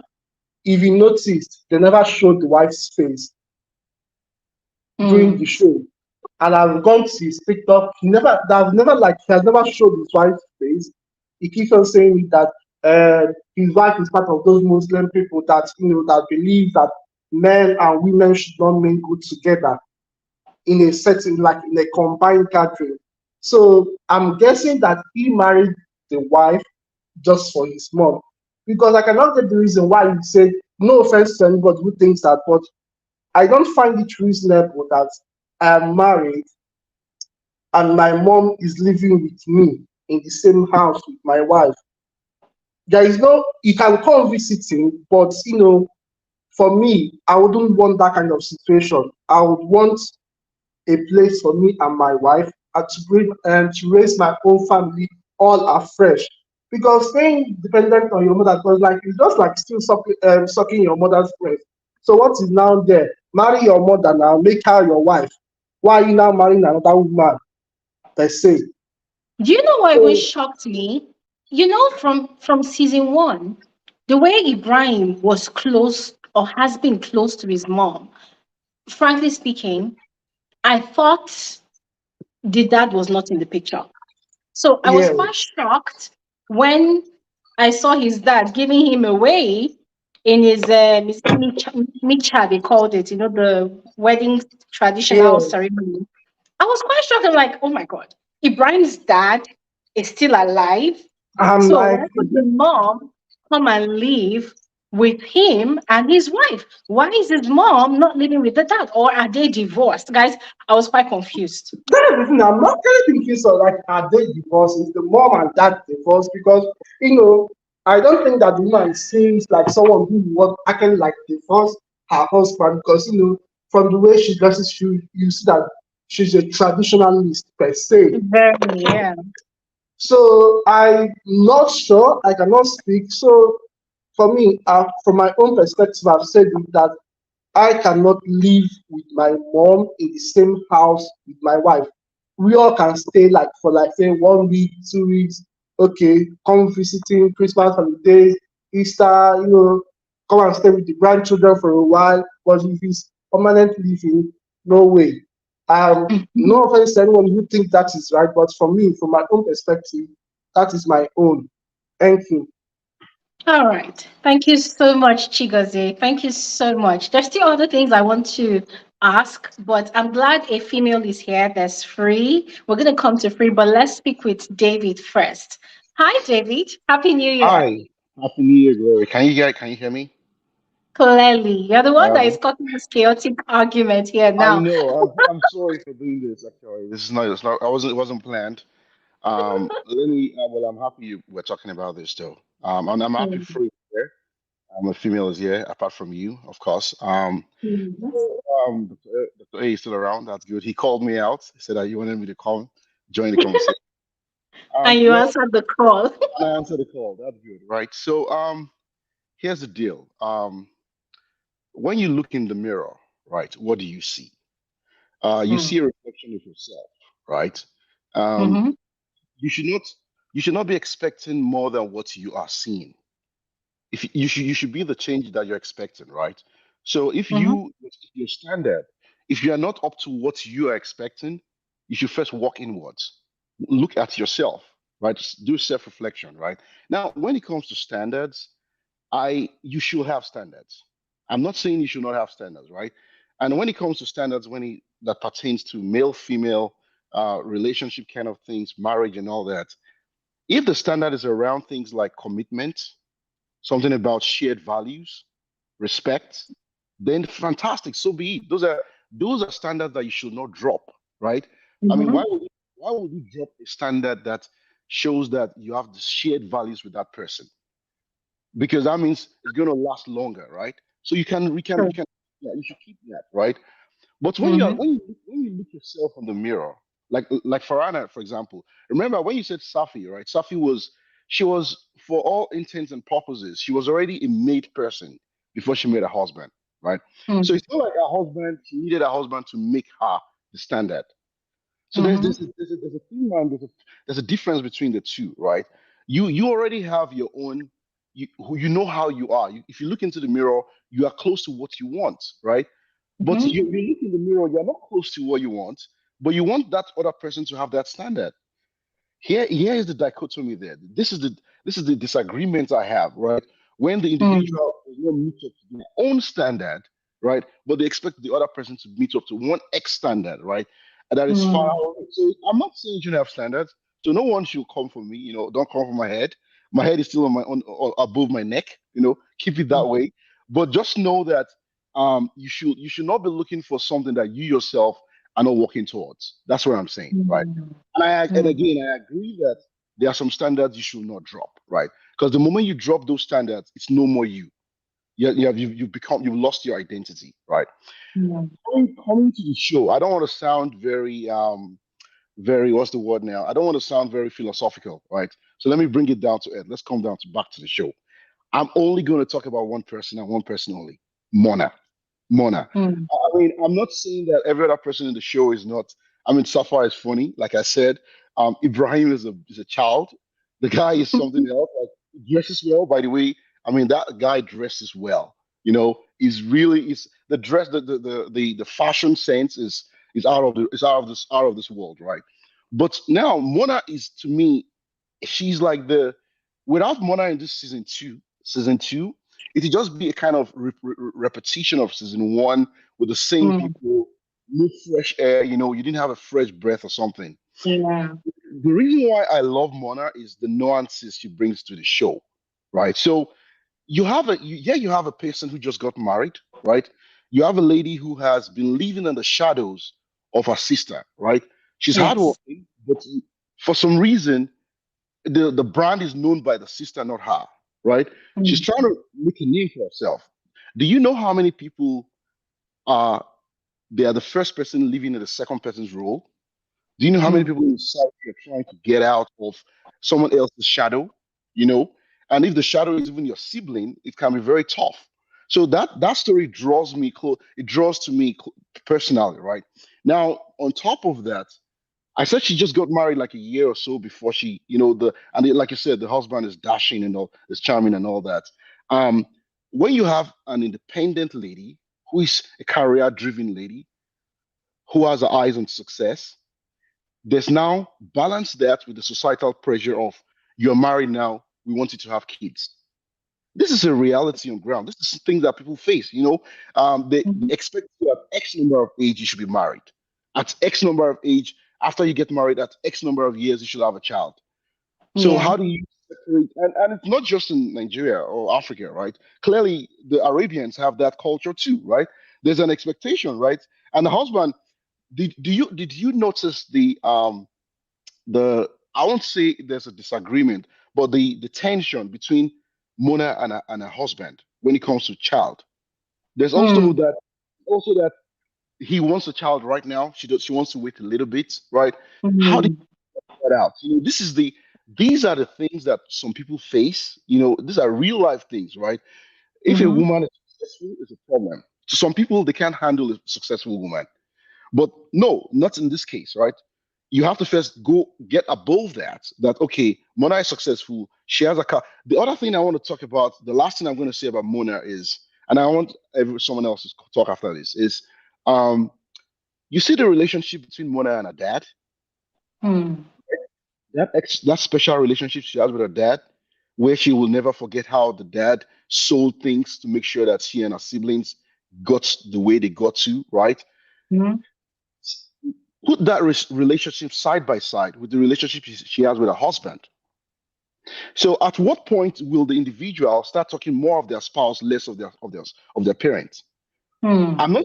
I'm not saying that the dad will. The husband will replace the dad in the future, but there is already again there's a subtle tension there. It's not obvious mm, to the audience.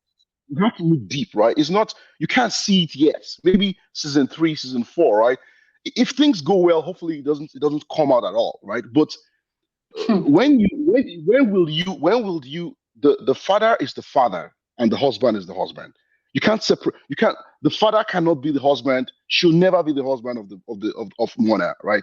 But mm, almost every time you see her with her dad closer than even to us a spouse. And then you have to ask yourself, we are fast to say that, and it's true. We're fast to say that Ibrahim is is drawn to his mother's apron, right? He's not caught the apron with his mom, right? But Mona and her Mm, dad, Mona still under the dad's apron, or maybe in that sense, it's not an apron. Maybe we'll call it a suit. You know, it doesn't show up because she's very, very good in a lots of things. So you can't see mm, that. But I don't want to, I definitely don't want to see my sister being too close to our dad compared to us, our own husband. You know, there mm, has to be a time that you have to know who's who, right? Anyways, that's but mhm, overall, the show is a success. I know in the internet, if you go to the internet, there's the one of the arguments against this season, and not just this season, this entire franchise, is that there are many people that live in Dubai, United Arab Emirates, that they don't have that bling life. That is one of the drawbacks. If you actually do your homework and you see what are the criticisms of that show, it's one of the mm. big things that it doesn't really show the real life in Dubai. That is not Yes. that's probably like 10 to 15% of the entire population. There are lots of Mm, people in that place that are living square meal, hand to mouth, and all that. They're struggling, right?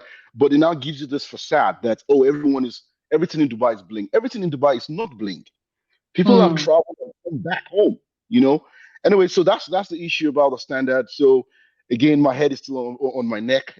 mm, I'm willing to listen to people and give me your reasons why you think both ways. But just remember, I'm not saying that you shouldn't have a standard, but I'm saying mm, that look in the mirror first before you be the person you want other person to. If you want someone else to mm, be like, have a standard, your own standard. Are you even up to what you're saying you want to be? Uh, mm. that's it. Yeah. Sorry. Thank Free. you. Thank you so much, David. Thank you so much. And what you said, especially about Mona, it makes so much sense. I remember watching Glory, that I can't particular hear you. episode. Hello, guys. Hello, Can you free. hear me? I can hear you. I can hear you. Free. Okay. Okay. I I can think hear I Mr. think free Abe. I probably. can't hear Glory. Uh, I think you probably need to drop can out you and come log back in out again. and come back in again? Okay. Okay. Yeah. All right. And David, please Yeah. stay on the line because I need to actually have a discussion with you. So yeah, well, go on, Glory. Go on. Okay, yeah, nice. So I wanted to speak on the whole Mona and Adat's relationship. I concur completely with the tension that you've noticed. I saw the same thing as well because when Mona has an event, she speaks first of her dad before even the husband. So it's like the dad has already taken that first place in her life. And then when she took Safa to go inspect her new office space, I felt a certain way when she mentioned that she already singled out space for the dad.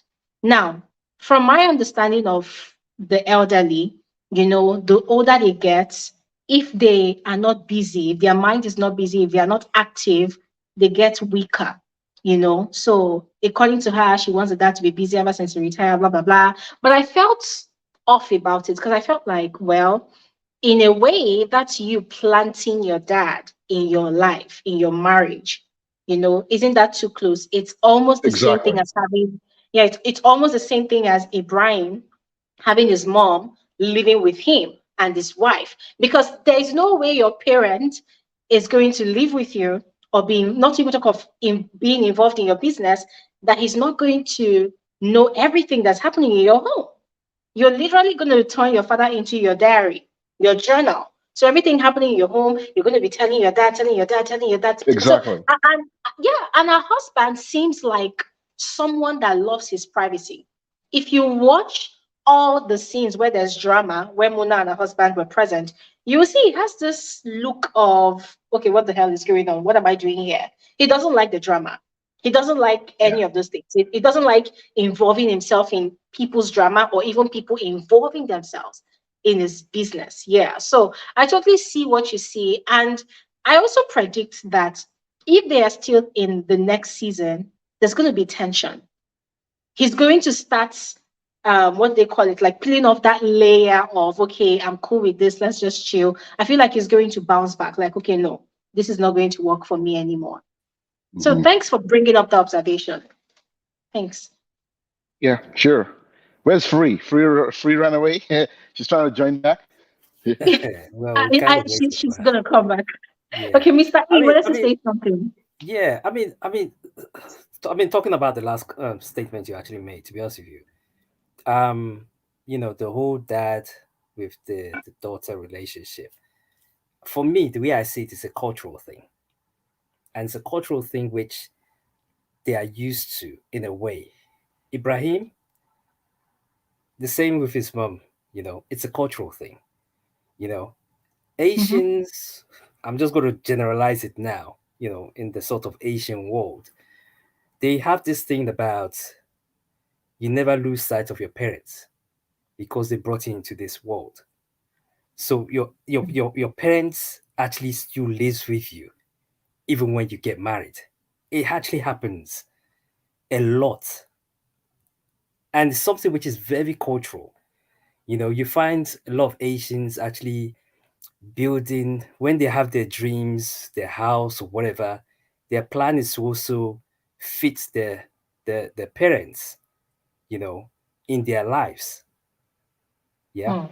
And it's always been like, I mean, it's something that I've always noticed before the Asians, you know, that I know of, they're actually always living with their parents. There's no separation. Mm. So I think if it's something your culture brought up in, it doesn't, you don't know any different, except if you're used to the Western world of living, you know, your life kind of with your boyfriend, your wife, or whatever. But in the traditional Asian world, they're always living with their parents, So and Doctor, yeah. So sorry, there's no Mr. A. boundary. There's no boundary. You know. Yeah, So go Mr. on, A. David. So Mr. A. So Glory, Mr. A is right. He's correct, right? It's very common to see a household, an Asian household, where multiple generations are living under the same roof, right? The great Mm. grandparents, grandparents. It's very common, right? It's also the reverse is also true, where okay, if you're living in the States or you're in the UK, where even though if you see the Caucasians by 18 years old, they leave the house, right? If you have an Asian American, they may be in the same house with their parents' home till the late 30s. I Mm. understand that cultural that thing. I understand there's a cultural piece to it. But if you notice what I was trying to say was, when does he make that transition though? In Mona's mind, when does she make the transition from my dad is my dad and my husband is my husband and they are not the same Mm. people, right? So you may even be in the same space, right? But you may not have that, you may have made that distinction. You see what I'm saying? Like, just because you're in the same house doesn't mean you have or you have not made that separation. Because, like, when you said the husband does not like drama, it's so obvious that he does not like drama, right? And it's At just a all. matter of, he's a very easygoing guy. It's a matter of time, Yes, you might have grown up, and just like Mr. A was saying, maybe they know nothing else. But if you know Mona was in the United States for a while. She's Mm-hmm. westernized. So you can't really say that she has been in that um Gab or Arabian culture all her life. That's not true, right? So again, I'm not trying to judge her. I'm not again. Who am I to judge anyone? I'm just saying. I'm just saying the way I'm seeing it, and if it's cultural, even the culture itself will allow you to make that transition at some point in time, right? So I don't expect, for example, let's assume she's 35 years old and her dad is 60, right? And her husband is 36 or 37. Just an assumption, right? Um, when the dad 10 years from now, are we going to be in the same place? I don't think the answer will be yes. She may Mm. have made that transition and it's become clear that I'm clinging more to my husband than my dad, right? And I don't also know if it's the dynamics of, okay, she has a sibling, she has a female. Why is the dad not with the sibling? Why is the dad with her, right? So there are many things you have to look at the dynamics that we don't really know, and that may play a role into it, right? Anyways, yeah, so that's fine. Yeah, Mr. A, you're right. When it comes to Asians, I don't like using a broad brush for a whole set. It's just like saying all Nigerians are ABC or all Africans are. I know that there are some. It's just a general concept, but at the end of the day, you're married to your spouse and not to your parents. Mm. In every culture, There's at the another end of the day. angle to this here that I see. So, I've listened to Mona's story, and the way she told the story of how her father, sold his home in, I think, Iraq to support the Yeah, for them to family. get out. Yeah, when their business went bankrupt, Yeah, and the yeah. father raised the money by selling the house. So when she was telling that story, also explaining the reason she was setting up an office in her building or in that office space for the father, I sensed some sense of it's not just gratitude now, but it's like she owes him. I don't know if there's the Payback, right word for it. like a Yeah, payback. Like, payback. Yeah, yeah, yeah. exactly. And I feel like it's going to be a forever thing as far as the father is still alive. Because it's like, I wouldn't be here without you. She has her mom alive. The mom is well and healthy, speaks very good English. So the mom is not struggling or suffering or anything, right? But it's the father now. He made that sacrifice. So I feel like now she's sort of indebted to him. Like, okay, now I'm married. My father gave up his life, his job, retired. So it's my turn to take care of him. Now, I don't know who is older between her and her sister, Huda. I don't know if she's older than Huda. She said she's 37. I don't know if Huda is older, but the way she speaks about the dad, the way she speaks about how she wants to do a lot for him, it's like that sense of indebtedness. I have to take care of my dad. I have to do this. And there's also the husband that is in the picture. She needs to be more on the husband's side. I just feel like there's going to be a lot of struggles for them. And this is not me being a harbinger of bad news now, but it's something that it's like it's hovering and it's probably going to drop in the next season. I don't know if anybody else noticed that. What you actually said with regards to the whole in depth, I think it's actually true. In a way, also, it might be the fact that even the dad is relying on Mona to actually take care of him because he's not getting any younger. So for him, it's like I found the comfort space whereby at least one of my child is actually going to look after me, Mm-hmm. till whatever actually happens. And for him, he's actually happy that in a way he sacrificed his kind of during his early part of his years or whatever, he sacrificed by selling his whatever his apartment in Iraq or whatever. So in a way he's probably feeling that yes, okay, maybe Mona is the person who's actually going, there's always that one person in a whole range of family that a parent would always say, oh, I believe that you're the one who's going to look after me till True, till I true, leave the very true. world. you know and that's the mentality Yeah, of parents, regardless, even though they'll true. probably not claim to say they've got a favorite, but there's always just that one person they will actually look at and say, Yeah. I know it's you that's going to look after me. And in a Mm. way they've kind of guilted you into, you can't break that commitment, because he's done all that for you, so you can't actually start saying, dad, I want my own life, that kind of thing. And then it's not like he's being, I don't know, all we're seeing is what we see on the show. But from anyway, it's kind of it's one whereby we can never Yeah. delve deep into it, because we only see what we see on the show. So and it's Yes. just snippets basically. you know Yeah. and then Mona lost her dad, and David is right, because at the end of the day it might get a bit tricky eventually with the husband. Eventually it Mm. might do, because the husband, he's a man, and he'd probably be saying, well, there has to be that separation somewhere, especially if he's not used to that whole cultural thing whereby parents are living with the families and stuff like that. He's not used to it. Then Mm. it will definitely become tricky. That guy looks completely westernized. His accent, the way he speaks, his I don't facial know. Where's he expressions, from? I Does love. anybody know where he's from? Where's he from? What? Where's he from? The husband. I don't know. I think he's And also from Dubai, though. I don't know. Yeah, I think he's from Because he, Dubai. he never wears any of the traditional. I No, notice every no. time he nah. doesn't wear any of the traditional gown or stuff. So yeah, hey. No, I don't know if you all have noticed, and Free, you are welcome, please. You're welcome. I don't know if you all have noticed that um, all the cast members, you can hardly count about five of them that are actual Dubai, that are originally from Dubai. It's like, oh, this one is from Iraq, this one is from Yeah. Pakistan, this one is from, yeah. So, and One of the it goes clear to what ones you is said, yeah, David. Yeah. one of the clear ones is Ibrahim's friend. That guy is a Mm. Dubai guy. Ibrahim's friend, the guy who you know what I'm talking about. That's a clear Yeah, the one of Salem. like yeah. Yeah.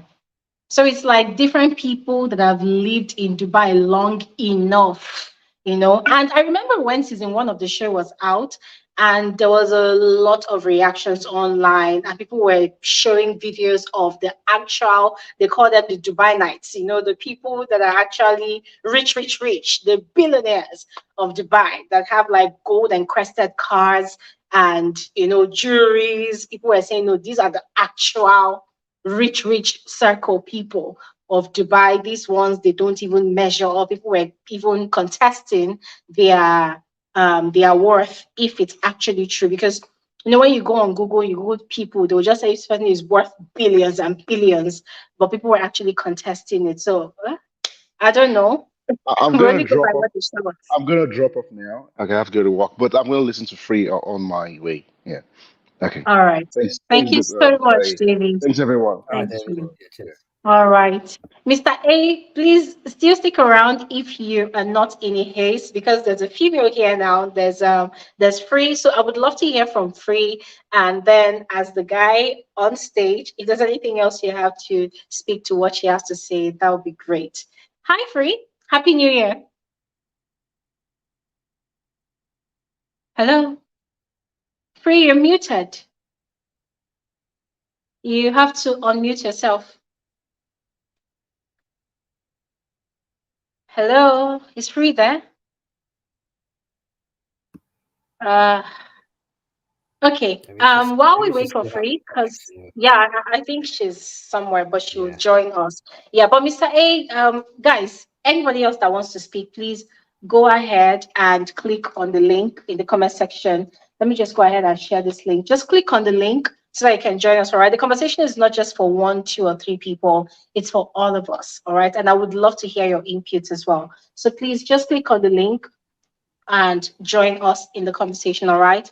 But here's another thing I also noticed about the show conversations around the concept of marriage. Oh my God. The way these people marry once, twice, three times, four times, I'm thinking, like, wow, isn't this too much? I mean, Mr. A, did you notice Honestly, how I'm when they hearing you tell their now. stories, Sorry, can you hear it's me now? always, yeah, we can hear you. Welcome back. Yeah. So it's always one person that has been married like three times and is planning to get married again, and then again, and then again. And when you hear stories from people that talk about divorce, like, oh, divorce takes a long time, it takes a heavy toll on whoever is getting divorced, it makes you wonder, like, don't these people even get affected at all when they get married multiple times? Although there was a particular scene that was at the post-wedding lunch celebration that Danya organized for Ibrahim and his wife, where Lojay was kind of upset about how, according to her, some Arab Muslim men do not really observe or even adhere to the provisions of I think it's the Quran, or I think just their culture or their religious provisions for how many wives a man can marry and the conditions, you know, which the man has to live by to cater to his wives. According to her, it's not being fair. It's never been fair. You know, so conversations like that. What did you think when you watched scenes like that on the show, Is Mr. is that A? question to me or to Yes, Free? Mr. A, and then Free is back now, Okay. so I mean, wants to speak. I'm just going to give a very brief because I actually want Free to actually speak on this matter. Yeah. Um, for me, it's I don't know because I I don't know. I'm trying to grasp my head around it, and I read somewhere whereby they said um the Muslims are allowed to marry. I think it's up to four wives or stuff like that. And and it's it's one of these things that I cannot. I don't know. It's very difficult when it comes to like a Muslim or Christian culture. It's very difficult because I don't practice their culture, so I can't really specifically comment on it, you know, because at the end of the day, you know, the Muslims, they Mm. practice how they want to practice their culture, but it's like with everything else, everything is never straightforward. Even Mm. though they say you can marry up to four, wives or whatever, is it fair? You have apparently you have to treat your wife equally. Did they actually do that? Those kind of things. So as I said, I mean, it's very difficult for me to actually say, especially when it comes to a cultural thing. I don't like to actually have that discussion because number one, I can't fully Yeah. actually talk about something I don't really know. You know. Yes. Fair enough. Fair enough. All right. Free, you're welcome back. Are you Hi, there? Free. Hi, Glory. I meant to say hi, Glory. I said hi, Free. Hi, Free. I'm so silly. Not me saying hi to myself. No, there's no harm in saying hi to yourself. Of course, you Oh my are there. god, I'm so silly. Oh Anyways, my you god. are welcome. Conversation You're has welcome. carried me to where I don't know. I've even lost. Oh I my can god. imagine. Happy It's New been very Year. interesting. I am glad you're back. Thank you so much. Happy New Year. This Thank you. StreamYard app, it can be very frustrating. Right now, as I'm talking to you, I don't have the option of muting and unmuting or Oh, turning wow. off your camera. But when I first joined, I had the options. Like I could see it where you can choose to mute yourself or mute. Wow. But right now, I can't see it. So I think the app fluctuates sometimes. It's very, I don't know, it's very somehow. I just said I would mention it to you. Yeah, can you? So after the show, can you try to see there's a new update and try to update it? Update. Okay, all right. Mm, I'll do that. yeah. I'll do that. I All think for right. me, the shocker for today was when you said Ibrahim has been married 3 times. I was like, huh? I was I was so shocked. I was like, are you serious? I could have Mm. sworn that this is his first marriage because how can you be For married three real? times and no sense of maturity at all? You've not grown at any point. I mean, I'm not I saying that believe. marriage automatically comes with maturity, but it still comes with a sense of responsibility, knowing Of that course. you're not just responsible for yourself alone right now. You're also Mm-hmm. responsible, accountable to your spouse. But there is no Yeah. atom of maturity or growth in Ibrahim. He's still the same childish. Ibrahim, I just see him as a big baby, to be very honest. I see him as a big baby, like an overgrown baby. He's a baby in a man form. Do you get, like, he didn't really get to maybe enjoy his childhood, so he's still living out that dream. And to be very honest, between me and you, I feel like his marriage is a contract marriage. I'm sorry to say, but I don't think that marriage is Free. serious at You're not all. wrong. I agree with you. I I agree with see you. it as a contract. There's nobody that will convince him otherwise, Glory. That's how I Do you see remember it. what he said? Do you remember what he said? When he said, "Oh, I'm happy I married this person now. I know she's going to have my babies."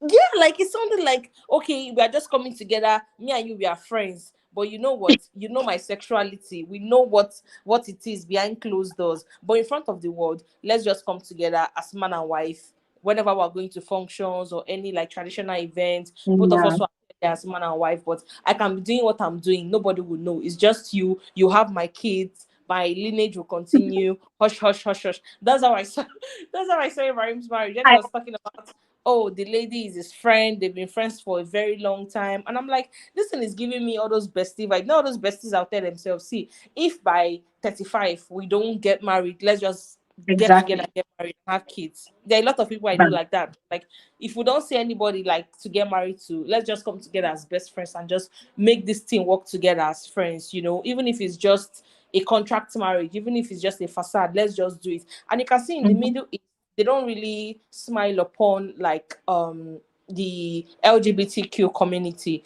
So I don't think it's ever something that Ibrahim would like proudly accept and come out fully. You know, when people were talking about during the first season, a lot of people were like, "Oh, why can't you come out of the closet?" I'm like, it's so easy for you guys to sit abroad or sit in any other country you are and talk about people Mm-hmm. coming out. In the Middle East, that's not how it is. To them, that's like is a huge deal. You see that Mm-hmm. even guys that are actually into that, they can't come out openly because that's not their tradition.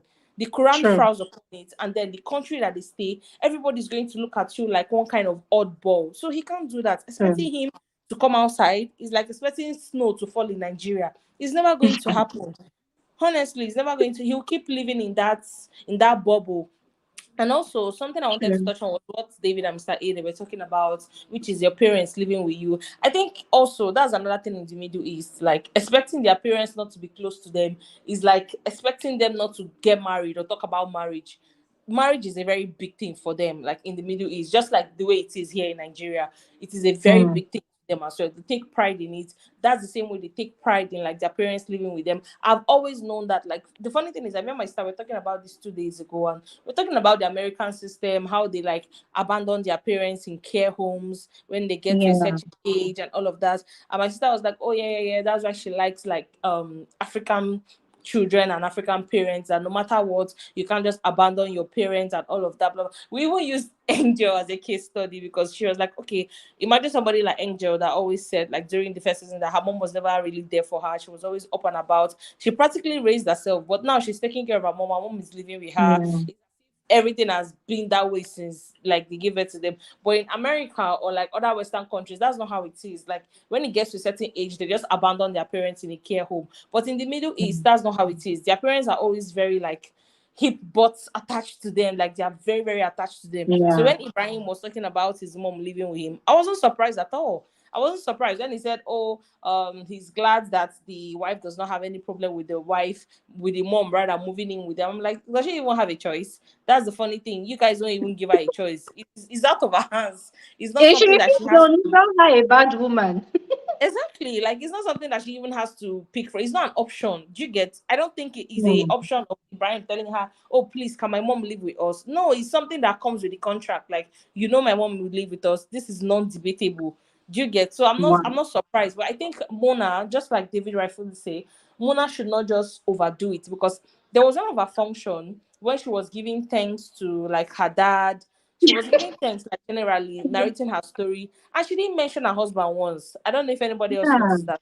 I think it Yeah. skipped her mind. Her husband was there, her father was there, there were other guests, of course. And then she was talking about her experiences, and then she now mentioned her dad, how he like struggled to like put them where they are, his house, Mm. but she did not give special appreciation to her husband. I was also expecting her to do that, but I think he escaped her mind, and the guy was just there, still smiling and all. Maybe in his mind, he's like, "What the fuck? Am I a wood? Am I stand? Am I standing here as a furniture?" But I just think she should put a limit to it. Yes, it's good to be close to your parents, but don't now make it to a certain extent whereby it will now seem like a competition. Is it that you choose Yeah. your dad or you choose your husband? Let them be an Mm. even balance. You respect and you adore your dad, yes, and your husband is Mm. aware of that. But you also give your husband the same respect and adoration that he knows that okay, nobody is crossing anybody. Everybody knows their place. Everybody's in their lane. And I also like the fact that Huda did not make an appearance because just like she said, she's trying to come out of her shadow. So imagine Huda Mm. coming on the show. Everything will now be about Huda.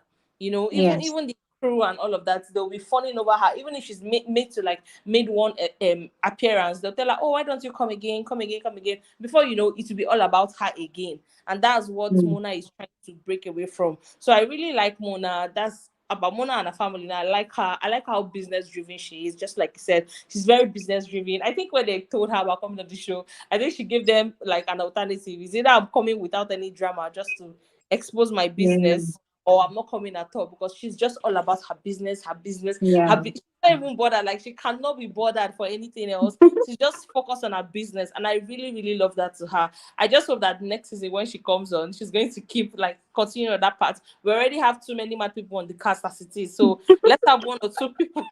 Let's have one or two people that is bringing solace, that is just giving good vibes, and inshallah. So that's that about Mm. Mona. For Farhanna, I must say that Farhanna is very delusional, to be very honest. She really annoyed me this season. Like, she really, really, I can't tell you how annoyed Farhanna made me, Glory. She really annoyed What did me. she do? Her delusion is so annoying. her delusion is so annoying. Like that guy that she met, the last guy, after she went on all those dates. Yeah. First of all, the first thing that she was doing that was annoying me when she would tell the guys, "Oh, Google me. Did you Google me?" I'm like, what's wrong with this? You must think you are Queen Bee or something. When they ask her, she's like, "Did you Google me? Google me." I'm like, what's wrong with this girl? Like, I don't get it. Google you how? They're But but asking you a but simple that question. Google me, when she told that second guy Google me, was it? Yeah, I liked it because it's like on Real Housewives of Lagos when Iyabo knew clearly that Shoma's date is an Yeah, actor, and then she's yeah. asking him again, "What do you do?" For me, What I do would you have do? rather if they come from the angle of, "Oh, I know you're an actor, but how is it being an actor?" Do you understand? Like Yeah. show genuine interest in what they do instead of acting like you don't know them. So for But that But this is second how? guy, I But supported the how do you know Googling. that? How do you know that they actually do know? You know, they're an actor. No, the How do guy you know? actually told her. The second guy, he told her that, "Oh, I know who you are, but I want to hear from your mouth."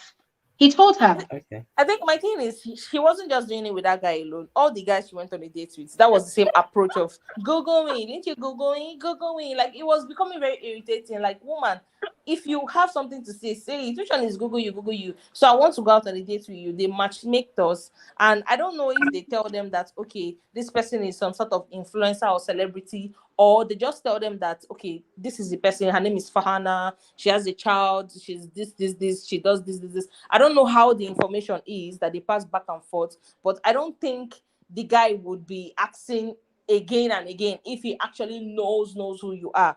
Like I think maybe the matchmaker did not tell them that okay, she's an influencer or celebrity or anything like that, and that's why she was like, "Oh, Google me," and it was becoming very irritating. And Farhanna is very, very. She lives in her own world. To be very honest, I think she overhypes herself.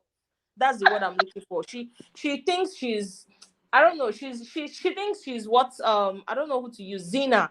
In her head, she's Zina. That's Safa, like not Safa, rather Farhanna. She thinks she's Zina in her head, like she's this Yeah. boss chick and all of that. In season one, I really liked her, like especially because they were talking that all her business, that oh she's an Mm. influencer, always like vlogging everything and all of that. It really irritated me how they were like downplaying what she does. But this is Yes. she came in very, very delusional. Imagine the second date she was having with the guy, she was introducing the guy to her family. They were doing family photo shoots. I was like, As from in, where to where? I was, that was I was, awkward. That was awkward. oh my Second date. I was as confused as the guy. You know, the way the guy was just feeling awkward, but he just went with the flow. Me, I was as confused or more confused than the guy. I was like, Farhanna, how come? From where to be a second date, you're already doing marital photo shoots. What's this one? You know those people that they are dating themselves. They know that they're dating themselves, but they just like to live in that delusion. In Farhanna's head, she's already married to that guy. Like they've already have 5 children that they are yet to pick up from Saudi Arabia. Their children are already living there. She just needs to go and grab their children, let their life be complete. She's so delusional. I think I think that guy is going to break her heart, to be very honest. I don't know if she's purposely doing it or if that's how she is. I don't know, but I think that guy is really going to. I think at a point the guy will just pump the brakes and be like, "Girl, you're going too fast." Maybe on their third date, she'll tell the guy, "I want to meet every member of your family, nuclear and extended. Gather them together. Let's meet." Maybe that's when the guy will now tell her that, "Okay, girl, you're doing too much now. Just relax. Let's not go beyond our threshold." So I think Fana needs to like pump down, to be very honest. And that But Halil free, that yeah, he had, free. I want to ask you a question. I want to ask you a question, yeah, and sure. I'm glad you're female that I'm asking this question. So you remember, in season one when I think it was her son's birthday, and Yep. she had invited the husband. They were taking pictures. I think she had shared a bit about how the whole situation was with her husband, and it wasn't particularly pleasant, right? Do you think this new, and it's just by virtue of the show, I don't know what's happening in their private lives. Do you think Yeah. this new Farhana we're seeing in this season now that is more glamorous, she's carrying herself on this very high pedestal? Do you think it's because there's a probability that in her previous marriage, she did not get the treatment she felt she deserved? She did not get the princess treatment. Do you think it's because of that? And so this is a new for Hannah now. She's trying to set a new. Do you think it's because of that? Because there are actually people that do that. Do you think it's Yeah, because I of that? actually think that's part of it. Like that's part of the reason she feels like okay, she did not get everything she deserved to get. She like settled and did not really like marry somebody that is on the same place with her. Like I said, Fana overhyped herself to be very fair. And also that is a part of it. And another part of it is I think from being on the show, being just in the cast, like seeing how the other women are, seeing how Mm, that are married, like Safa, like Brianna, mm, Zeina, how their husbands like dote over them and take care of them, especially Safa. I think that also gives her a sense of like a bit of pressure, rather like, okay, you need yeah, to find a partner that is going to do as much for you as these other people's partners yeah, for them.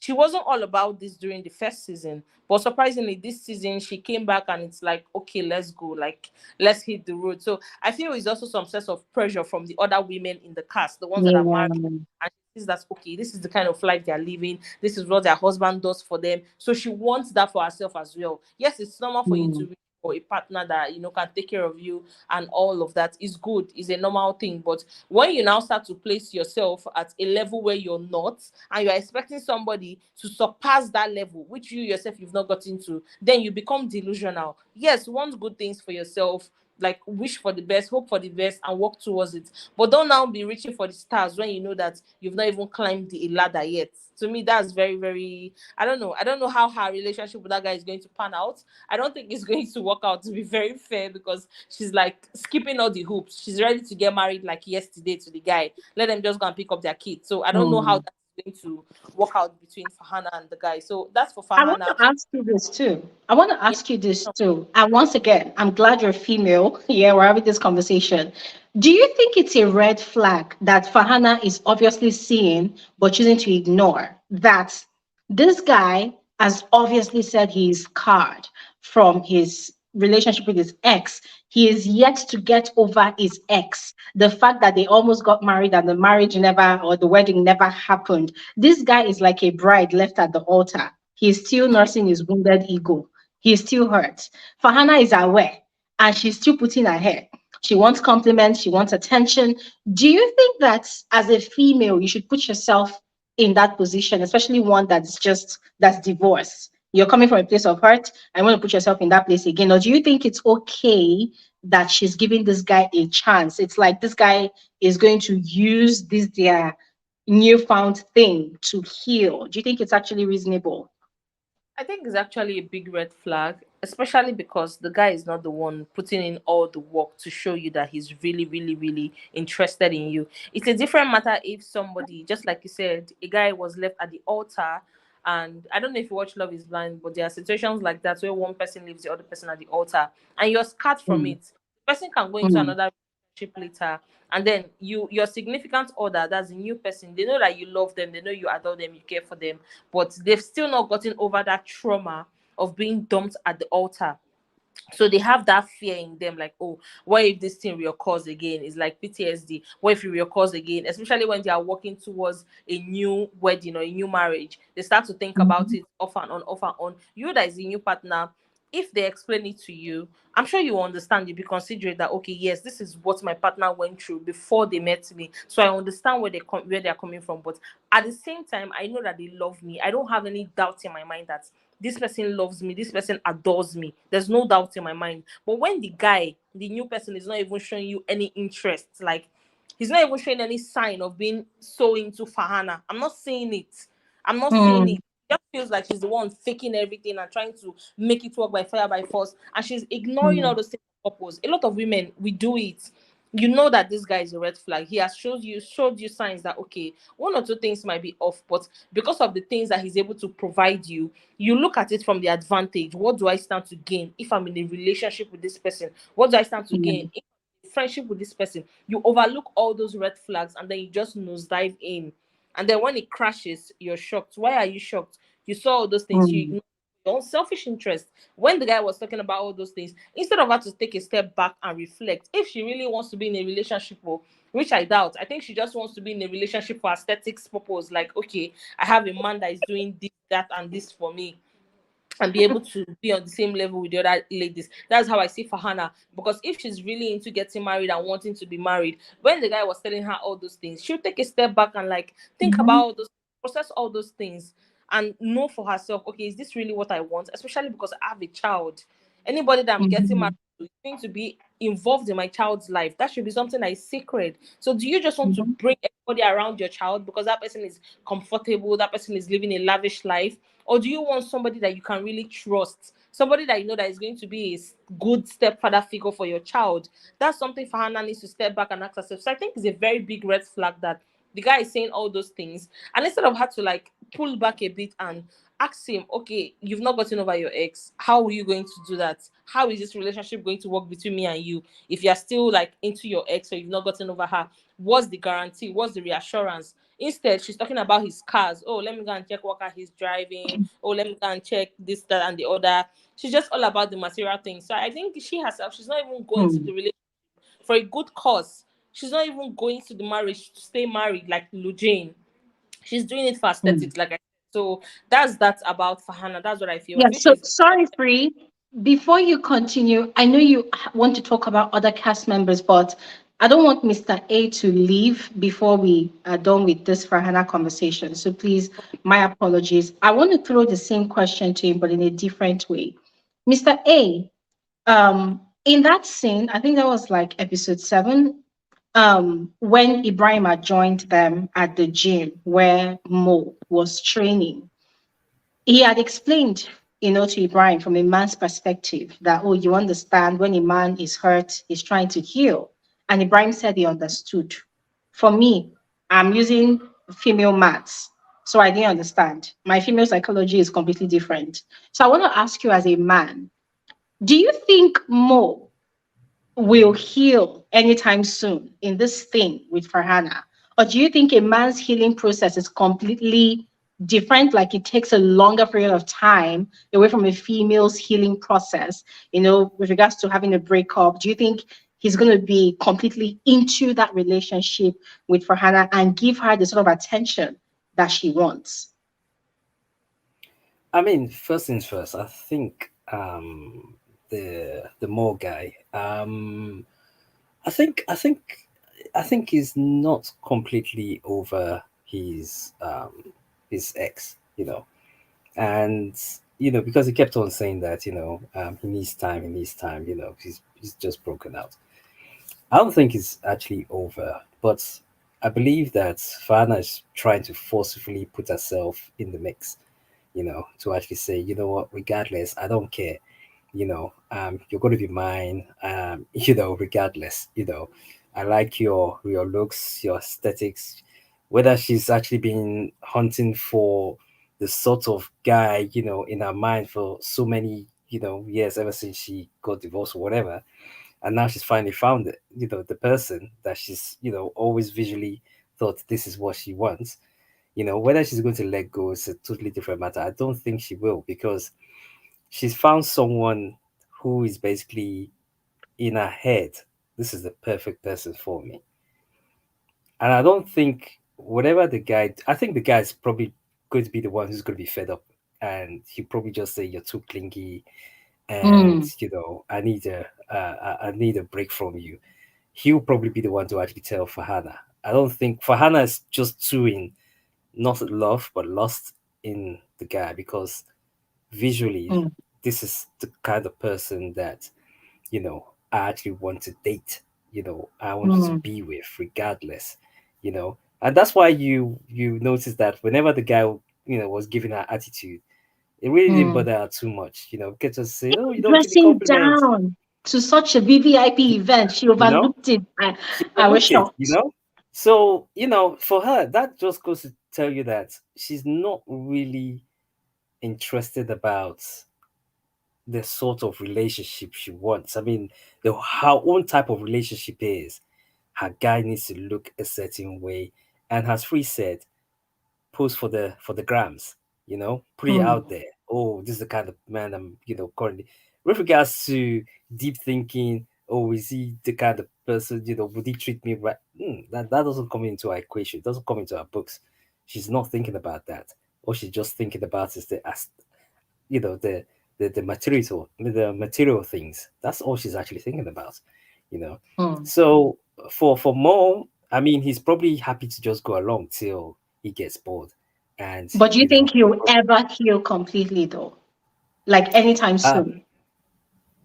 I don't know. I doubt it, and he might, because I mean, there might be certain we don't actually know why they actually completely broke. Um, you know, could it be physical, emotional, mental? We don't know. So in certain situations, till we actually get the full story, can't really tell. But if it whatever it is, then the person, more, if it's something that the ex has actually been doing something to him repetitively, and he can't actually take it anymore, like probably, um let's just assume that she's been seeing other friends and stuff like that, and Mo's been saying, I don't want to see these friends because, and she's like, well, they're my friends or something like that, then eventually, he might heal, because at the end of the day, it's something that he himself needs Okay. to actually say, he can actually All detach right. from. All right. Thank you. Thank you, Mr. A. Thank you, Mr. A. David said it's different healing process and speed in both genders. Yes. I mean, I don't know how a man's psychology works, but hey, we'll see. Hopefully in the next season. But my gut feeling tells me that Farhanna is probably going to get hurt. Yeah. Because that guy does not look like he's ready to move on from his ex. And that's just my opinion. We have Karabo Palasa here, but Karabo, we're going to come to you. Free is not yet done. So, Free, please let's continue. Yeah, so I also wanted to mention something about Farhanna also. The question that you asked Mr. A, if Hmm. that's the question you asked me, I also think it's possible for you to heal and get over somebody. And just like the example I gave you the last time, that can work if you're with a new person that reassures you and assures you that, see, I'm here to stay, I'm here for good. Me and you, like, it's forever. It's me and you against the world, not me and you against each other. Do you get? It's possible, but Hmm. you also need to like the person, the new person that you're with. You need to like that person, not just love the person. You need to like your spouse. Know that this is my, when you look at the person, you know that this is my person. Like, I really, really like you, But I don't see that connection between Fahana and Mo. That's what I keep saying. Like, I don't see it. I don't think he likes her, but he doesn't like her. I think like in a friendly manner. But Fahana is overlooking all the red flags just for her Hmm. own, and that's what a lot of women do, even a lot of men do it. You know that this person is not all about that life. You know this person is not what you want, like in the long haul, but you've already checked out everything. You've done your check and balance. You know that, okay, it will be of interest to me financially or aesthetics wise. And Farhanna is somebody that cares about aesthetics. She's all about the gram, all about showing off. I'm this, I'm that. She likes that lifestyle, that facade. So she has already weighed it in that angle of, okay, people are going to rate me more if they see me with this guy. He's accomplished, he's good looking, he has things going on for himself. But she's not thinking about it from the angle of, oh, if we get married, like, down the line, how is it going to be for my son? Is my son going to bond with this man? Is this man going True. to be a father for the future, for our future kids? That's if they want kids. Is he going to be a good partner to me when we turn off Instagram and turn off other social media? Are we going to actually like be into each True. other? Can I sit and talk to this person? She needs to think about it. If she puts down her phone because she's all about the gram, put down your phone for 1 minute and ask yourself, if me and this person were alone, shut out of the internet, can we have a conversation? Can we talk? Can we Right. enjoy each other's company without it being about, oh, hey guys, all about the gram? Is that Right. possible? If she's able to answer positively, then fine, go ahead. But I don't see that between them. It's not a situation of LJ and her bobo. That guy that is the guy is, oh my god, the guy is, I commented something. I don't know if you saw my comment. I said the guy reminds me of all these Z-word guys. Like, oh my god, he's so The guy adorable. used to suffocate LJ with love. The love is too much. They love it so. That's what Farhana needs. That is what Farhana wants. Can you see how funny life is? She Farhana wants is the love from a body structured mole. you. Thank you. You said it perfectly. She wants the love that the guy gives, but in most body structure. That's what she wants. And Exactly. See how funny life works. Like what you're wishing for, what you're desiring for. The next person that doesn't really necessarily want that thing has that thing. They have it at their disposal, and you're just wishing and hoping that you can get that thing. Meanwhile, the next person beside you has that thing, and they're not really crazy about it. I mean, the guy was really, really adorable, but sometimes he became annoying. To be honest. That My my God, my baby, my love, my baby, it gets tiring. My God. that, that's another union that worries me. I fear that if LJ accepts that guy's proposal and they get married, down the line, LJ might just get tired of him because she's that kind of person that she doesn't like being smothered. Like she doesn't like all Yeah. you're all over me, all those clinginess, the kind of things that Farhanna like. She doesn't really like it if you see LJ, and she has expressed that several times. And the guy is totally that kind of person. He wants to love up on you. He wants to kiss you. He wants like he's all about. There are women that are into that. My best friend actually, she cannot date a guy that is not clingy, like a guy that does not 247 on her, two four Are seven. you Like serious? yeah, like that's what my best friend is. Like that's the kind of love she likes. Like don't ever leave me, do not leave my side, don't ever cut the phone. And me, I'm the opposite of that. Like don't touch me too Do I ever cut the phone? Oh, yeah, no, really, that's what it's like going into the toilet, going anywhere, even preparing for work, you're on your phone. Like there's nothing to talk about again with your partner, but just don't cut the call. Let's just keep talking. As I'm walking to the car, let's just keep. I'm like, I don't understand. Yeah, I'm not all about that. Like if you bug me too much, I'll get irritated. Like I really get easily irritated. Like just keep your if you touch me too much, I start to get irritated. Just keep your hands to yourself. That's my own rule. Like keep your hands to yourself. Don't touch it too much. So they will say, women, your type, you people get wahala. That's what they will say. They'll say you get wahala. exactly.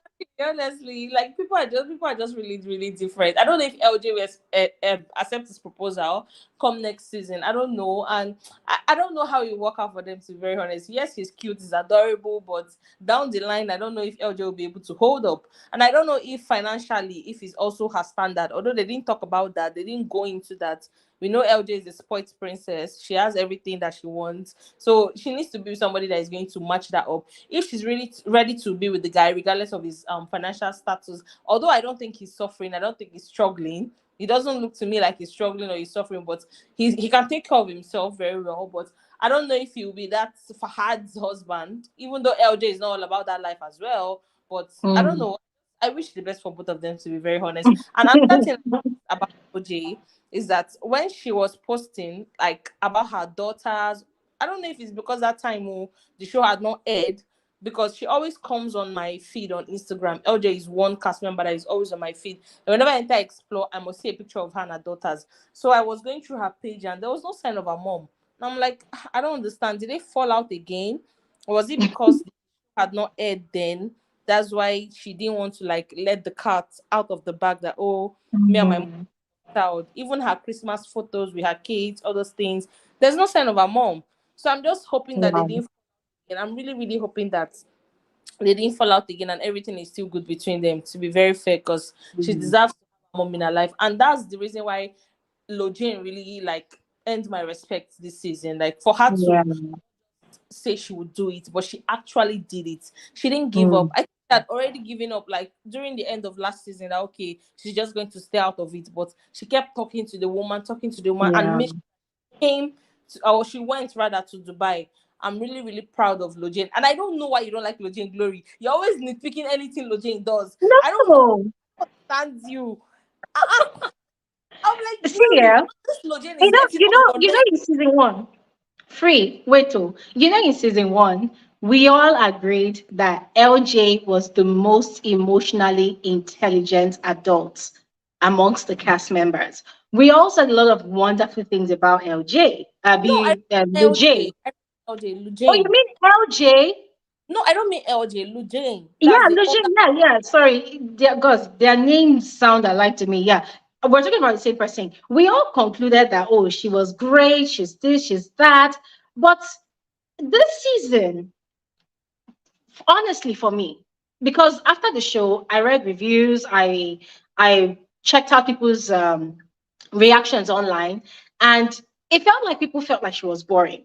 Yeah, most of people were saying they're like, oh, she's boring, she's being pretentious, that they know that there's more drama she could bring to the show, but she's holding back. So this season, I don't know if you noticed, but she let loose. Yeah, And I did. there were things that she said, there were moves that she made that if she wanted to continue being the old Lojay of season one, she could have done that. But she chose to be different. I don't know if you noticed all of a sudden she's against Zaina. She's on Ibrahim's side. I mean, what with the somebody put to birth 2 months ago? You never went to say hi. You said you were busy with work, but you post on social media with captions like, "Oh, this is my family." You know, you're posting with the Ibrahim, the Danya. For me, I felt like people like Lojay, right? You see all these classy people. They don't fight dirty. They don't fight with their fists. They fight with subtle jabs, and she's a master at it. And that was exactly what she was doing. But then from episode 6 or 7, she changed immediately. Why did she change? Live and direct, she witnessed Ibrahim being disrespectful to Zaina and her husband again.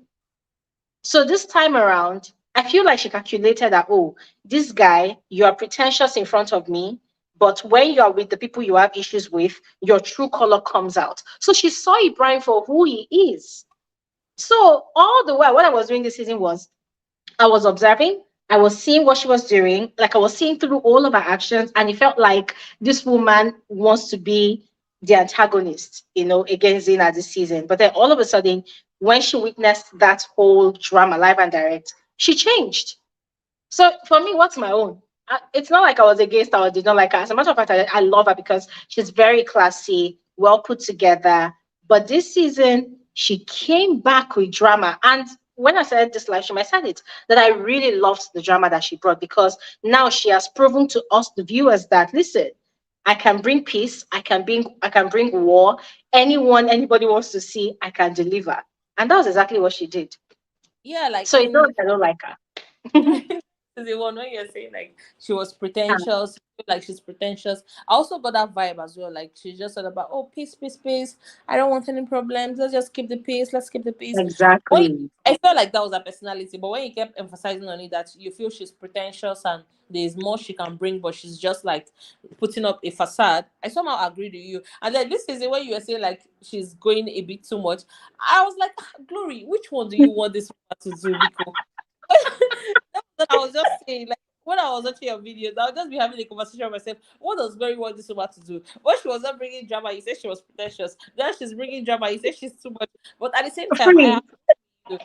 When they I when they went to Alaola, yeah, when they went to Alaola, did you notice that she now carried the whole Ibrahim's drama on her head against Zina and Safa? So when they just arrived, did you notice that scene where they were having conversations and Farhanna was like, "Oh my God, would these people be jealous if they know that we traveled together?" What did she say?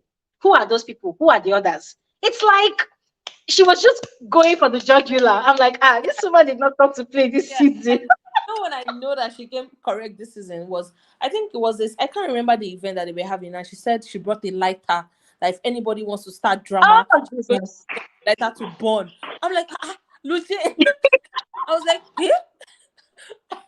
I had to double She came check. with war this season. And I I was think like, at the end, I really loved everything she did because I felt like, wow, she just decided to flex her wings a bit and say, hey, listen, I'm not that nice. I can yeah, burn everywhere up.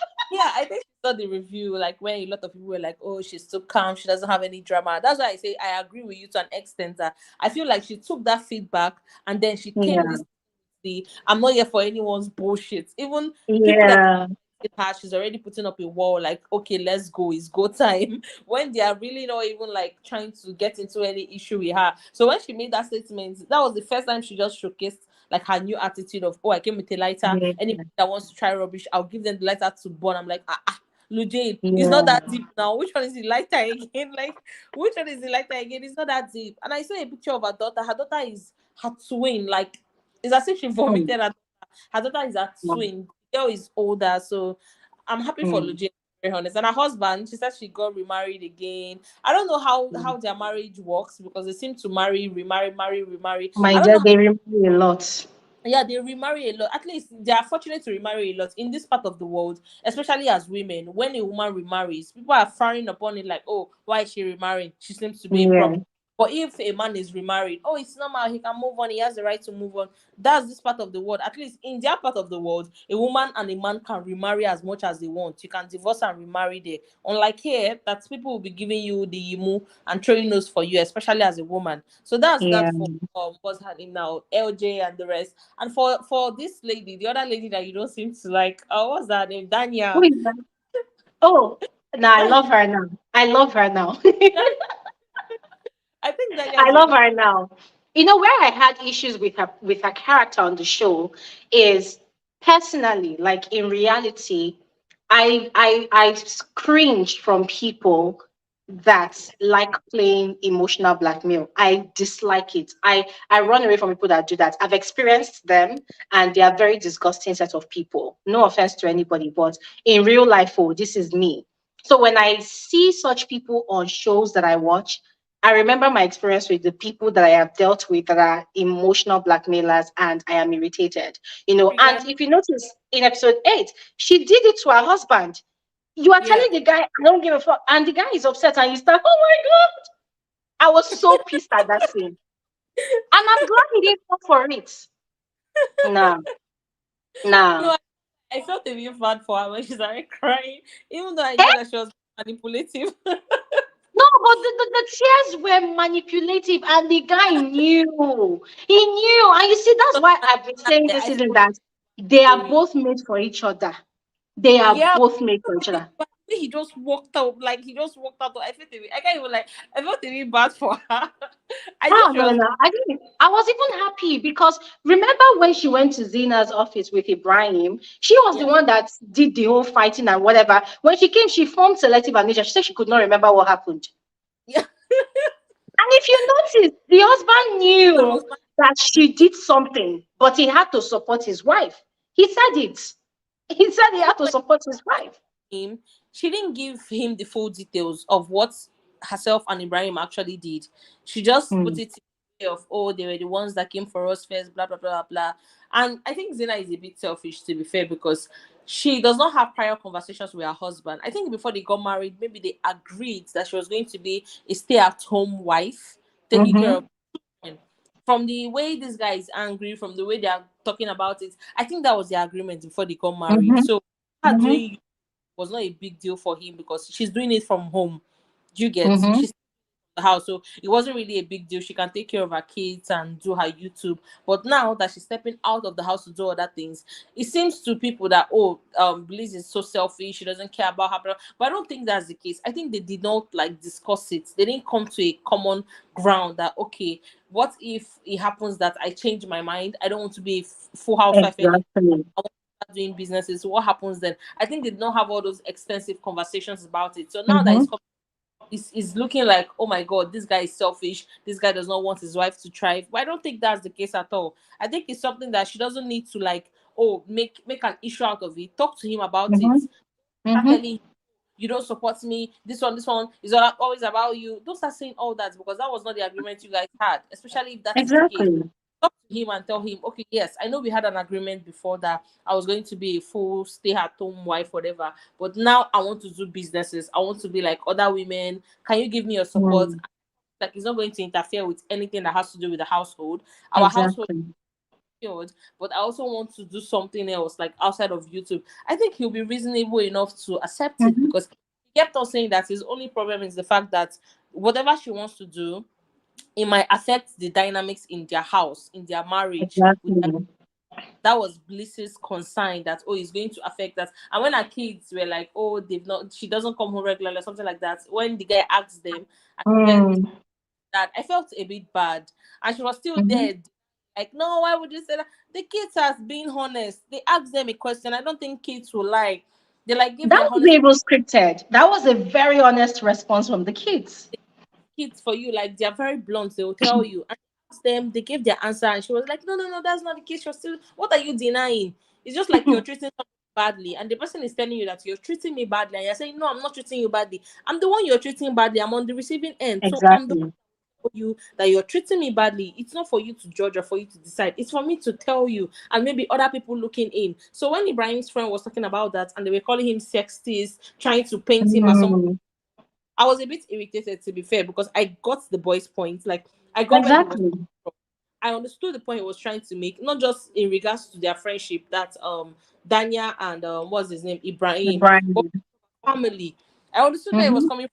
Immediately, they just flipped the script and made him look like, oh, one misogynist. He doesn't like women to be in power, blah blah blah. Yeah, That reference that, oh, the person in charge of his business is a woman. He doesn't have any problem with it, but don't just bring up things all of a sudden and expect your partner to just go with the flow.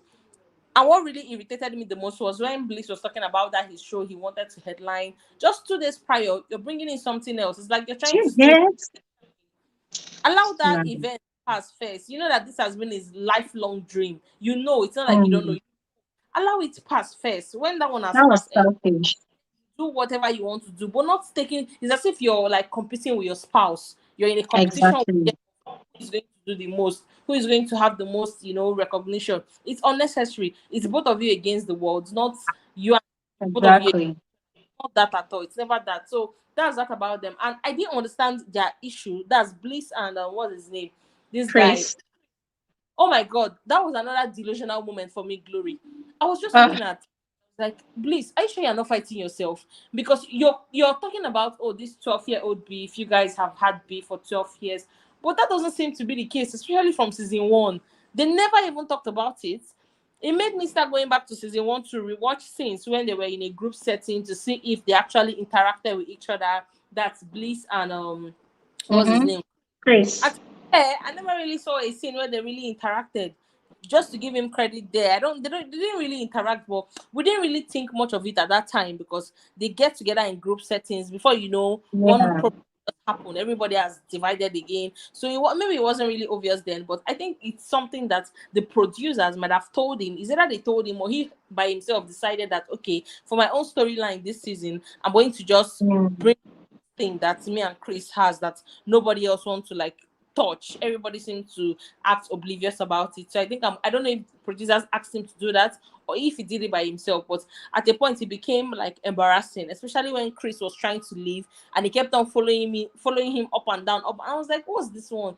Allow him leave now." Like if somebody shows you that they're not interested in you, they don't want to have a conversation about it. It's one thing if you have a problem with somebody and they want to talk about it, but when they shut down and they don't want to talk about it anymore, they don't want you in their lives, leave them alone because you start to look it like was a even the entitlement that was irritating me because fine, you are in a social circle, and because you feel this person has got the platform to publicize help. your business or whatever, you now feel entitled that, oh, because we hang out in the same group, you should use, like seriously, Not you asking you should. that, why won't you help me? Why won't you help me? When Chris was saying, I don't know you that well. I can't help you. I don't know you that well. And it was like, why won't you help me? But I'm like, which one is why won't you help? I mean, does he own you? Like, I don't get. Do you Is he get called that? Which one is why won't he help you? So are you trying to tell me that if Chris Faith does not come into the picture for your show, it's not going to happen?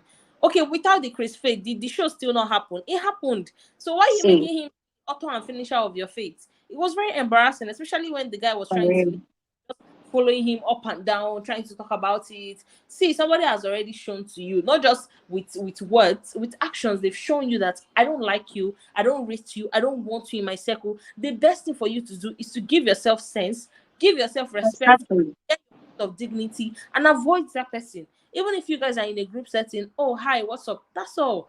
The person does not invite you for their function. Don't invite them for their function, and you also don't need to go Exactly. bad mouthing the person to other people, like what they were trying to do to Ibrahim, saying, "Oh, this is why you should not invite him," blah blah blah. And I'm glad that for once Ibrahim used his brain and said, "No, he's going to invite them because they invited him for their wedding. So why won't I invite them because of you guys? Like your problem with him have nothing to do with me. So don't try to involve me." Do you get? So I really appreciated that Ibrahim did that, to be very fair. And I don't know the guy. I Mm. think he was trying to create more drama this season, like for himself. I don't know if it was purpose, if it was on purpose or the producers put him up to it. Because you can never really tell with these reality TV shows. But whatever it Yeah, is, you can just come up with something. yeah, like at a point it became very annoying. Like it became repetitive and it became very Yeah. annoying. And especially when he annoyed Fahad, he was trying to drag Sure. Fahad. that mix, put him on the spot like that, what do you think he would say? Of course, he would say no. But me and you know you meant money. He meant money. Like when he was telling Because him, that's "Oh, the you, first thing he said. Oh, it seems yeah, like you have free cash to throw around. yes," he was referring to money. So when he called Fahad and he was telling Fahad, "Oh, did I ask you for money?" Of course, Fahad will say no. Like if it's me, I'll say no. Now, not want to embarrass you and say yes. I'll say Mm-hmm. no. Like exclusively say money, but I know what you're referring to, and that extends to Man. and Safa now about them. To be very fair, I know Safa is your fave, but she's not really my favorite person to be fair because the way she no, really, the way she treats people, especially her husband, she's very condescending. I don't just see her as a spoiled brat. I see LJ as a spoiled brat that she knows where to draw the line. But when somebody like LJ can be telling you that the way you treat your husband is bad, then it's bad. Honestly, if a spoiled brat can be telling you that the way you treat your husband, she told her in season one, it's not all right, then you can really tell that it's not all right. The way she acts with her, especially like tracking his phone, putting the tracker, all those things, she makes light of it, like, oh, I'm a helicopter wife. But for me, it's like I don't get, like, he's not your puppet now. Calm down. It's really not that. I don't know how their dynamics work, and I guess it works for them. If they love it, I like it. If I like it, they love it. Whatever, good for them. But I don't think it's something that she should be like proudly doing, tracking your husband's phone, going all the way to India, like to because you hey. I was like, what's this one? Like, I don't understand it. Yeah, you're afraid of your husband not having a mistress or somebody else. They're Arabs, they're Muslims, so the man can decide he wants to take another wife. You're trying to prevent all that, but there's a way to go about it. Not all those excessiveness. And the way she talks to him, she's really, really rude and condescending. Not just to her husband, but also to other people. Like she did to Farhanna. I don't know, you didn't mention that in any of the review. I was expecting you to mention it, but you did Which not. one? I think they were at the beach. That was at LJ's Okay, event. when she said for Hannah borrowed a Birkin Yeah, bag. said, No, oh, I it's talked obvious. about it. Yeah. Oh, you did, but I don't I remember you did. talking. I mentioned that these are thoughts because obviously it looked like Farhana borrowed a Birkin bag. But then, as human beings, there are things you see. Just leave it in your head. In your Don't allow head. it to come out of your mouth. Because the truth is, there are things you see. You will think about it, Yeah. but don't voice it out. Just keep it to yourself. Yeah. So I said on that review that the problem with Safa, and if you notice, it's always Safa that is saying trashy things and Zina will just be listening, right? So I Yes. said it that the problem with Safa is it's from head to mouth. She thinks Yeah. it, she says it, and then Yeah. she forgets that she even said anything about it. And that was the problem. That was the beginning problem when Zina was complaining about Farhana always doing Instagram live videos and whatever. And Safa said one or two things, and she forgot she even said anything. Yeah. And that's Yeah, why I I like talked about it. emotionally intelligent. She thinks about a lot of things. She knows how to take time to process things. She's actually one of my favorite on the cast. To be fair, she knows how to Who is that? process. Zina. Okay, yeah, yeah. She's very emotionally intelligent. She processes things and she knows what to say and what not to say. Even when Safa was telling her all those things, she was just smiling at the beach. Mhm. She told her the first one, oh, the bag is obviously borrowed. And then she made reference to Bliss and Danya saying, oh, they obviously rented a car because they're trying Mm, to go out. I'm like, is this really necessary, Safa? Honestly, exactly. necessary. Like, to me, that was just uncalled for. It's really uncalled for. Mm-hmm. The money you're flaunting is not yours, it's your husband's money. Like, take a chill pill. If you have your own money, like, all those things is in your name, then flex about it. But when you know it's in the husband's name, you don't know what can happen, my dear. You don't really need to look down on anybody because you never really know. So that's that about Safa. I think I've covered most of the things I wanted to talk about. Yeah, yeah. Yeah. Carbo, Carbo, so sorry we kept you waiting. So sorry, Carabo. I'm so sorry. Thank Thank you. you. Thank you so much, Free. Thank you so much, Free. Thank you Hi, so much. how are you All going right. to? There's no problem. There's no problem. Sorry, Free, what did you say? I said, Ah, how are it's you going me. to watch Bibi in Zamzi? I can't hear you. How are you going to watch Bibi in Zamzi? Like, how do you plan on watching it? My dear, I am still sourcing. I'm not even going to lie. I am still sourcing as I speak. Hmm. I don't know why they don't So show on 198 because honestly, I don't know. I've checked and I've been waiting to see if they'll make any I think announcement, but nothing. So I I'm think I'm I think asking. play. Sorry guys, to interrupt, but I think it's gonna play on 161 or 103 or something because apparently it's Mnet, right? So it's Yes. DSTV, but I'm not sure about the channel as yet. I think we're gonna find out probably this week. Mm. Okay, Yeah, Yeah. because obviously they are preparing for the launch show, which is set to happen next week, Sunday, but they are not really announcing or viewing whatever, whatever. But I'm going to Oh, check as well Glory. I and bring more know. details. They have a channel. So usually when idols play, it plays on 161, right? The main show, and then they usually make another show like for the auditions on 197 or 198 or 198. What am I saying? Sorry guys. Okay. Yeah, I think it's 197 or 198. I'm not sure, but they usually have like a channel. So even the Bibim are you Zans is sure gonna about that play there. parable? Because last season I checked all those channels, like they were not showing it on any DSTV channel. Hey guys, I don't know. Maybe So Showmax the then. thing is, so the thing is, the last time they aired it, to be honest, I can't remember which particular channel they aired that thing. I can't I remember think right that you were now. using a link But to watch it was Glory. not viewable. It was not viewable for certain countries, including Nigeria. It was not viewable. Yeah, because they But were I need actually to watch it. showing their shower. They were actually showing their shower moments, right? And you know that that is not legal Nigerian content. Like it's not an allowed Nigerian content. So I would check. I would check all of those things, and by Tuesday, Wednesday, I'll do a video or something. Yeah. Okay, then give us info. And lastly, are you done with this show? What's the name of this show that Yes. you? Oh God, why can't I remember the name of this show Is it now? Dubai The Bling? Korean that you were watching. Penthouse? Penthouse. Yes. Are you done with it? I don't. I didn't I'm even not gonna sleep. I lie. listened for I'm not you. gonna lie. I got tired. I Really? got tired. I When did got busier, and then I got tired. So I'm in. I have 2 episodes left in second season. I've not seen the third season, so I got busier and I just paused. So anytime I have time, I'll continue. But the show you? is very intense. It's draining. It's mentally Yeah, draining. really, exactly. Thank you It's so much. draining. Thank you so much, Free. It was a I just pleasure having conversations with you again after the holidays. Welcome back. Thank you. And thank you so much, Mr. A. Oh my God, Mr. A, is it there? I was literally kept you. Yes, yes, I'm Oh here, and my God. I'm gonna be exiting right now. So we obviously Yeah, got Carabo as the very last one. So yeah. anyway, thank you so much for Thank entertaining me you. on your show today. Yeah.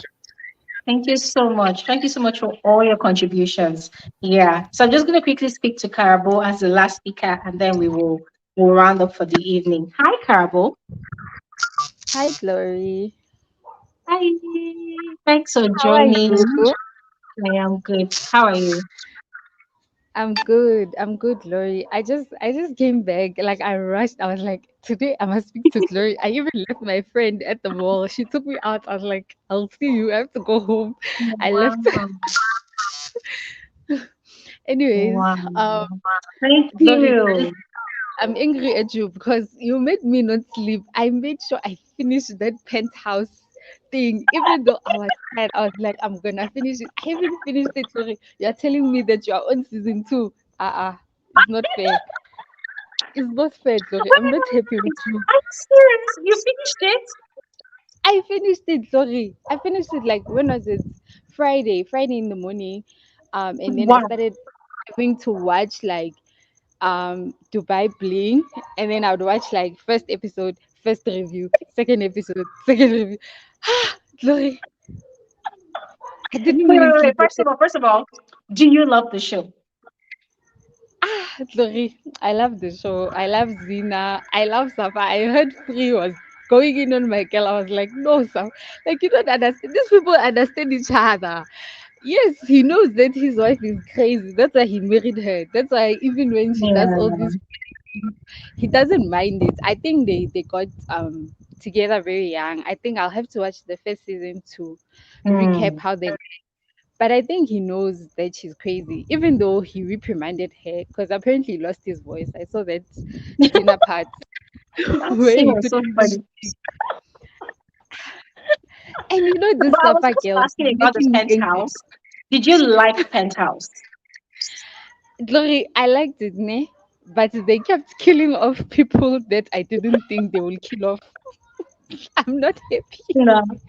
All You know died. when you're watching the series, yeah, and they just keep on bringing so many twists and turns. And I just told myself, listen, the writers of this show, they are mad people because it's only a crazy person that will sit down and think about a million and one ways that people will die and come back to life. It does not make sense. There's Glory, no I'm not even happy scientific or about moral like explanation for it. I'm not even happy about the protagonist dying. That guy, he was like giving me life. I was like, yes, Nah, I'm not happy nah, about. nah. To be honest, there are people that I thought will die and they lived, Mm-hmm. and I wanted them to die and they didn't die. I'm not happy. I'm just Yeah. not happy about the ending, but it's fine. It was a very interesting show. I hope they don't do a season 4. It's enough. Like it's fine. The way it ended, it's okay. You're tired. Hi, Glory. I did not sleep. I was like, I must finish this. Glory finished it. I want to talk about it on Saturday. Ah, that show is exhausting. Mm-mm. Okay. Well, hopefully you will see if there will be any space to squeeze in some time for us to have a conversation about that show because that show it is it's important to talk about that show. There are so Glory, I many don't think issues that it were has raised, especially access. the issue of bullying. Ah, Yeah, it's huge on that Glory, I show. don't think they have Anyways, time. The reunion is coming up, and you know the reunion. That's one we've been waiting for it. The first episode is coming of Bibi Mzansi, like the introduction, us seeing the contest. We're not gonna have time to talk about the penthouse, Glory, unless we do a live during the week. I don't know how you're gonna mm, manage. Hey, you are not anyways, sleeping. we'll From see how that one today, happens. All this right. is your last Thank you. sleeping. Thank you so much, Carol. We have to end today's conversation. Oh my God, we've done like over 3 hours. Hey, okay. Thank you so much, Good. Carol. Thank you so much. It was nice talking to you. Bye, Glory. Same here. Thank you. Bye. Okay. Woof.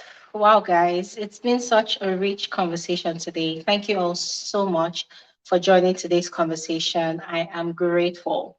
I can never take it for granted how you all always make our time to have this conversation with me every Saturday and any other day, that we fix for a conversation. God bless all of you.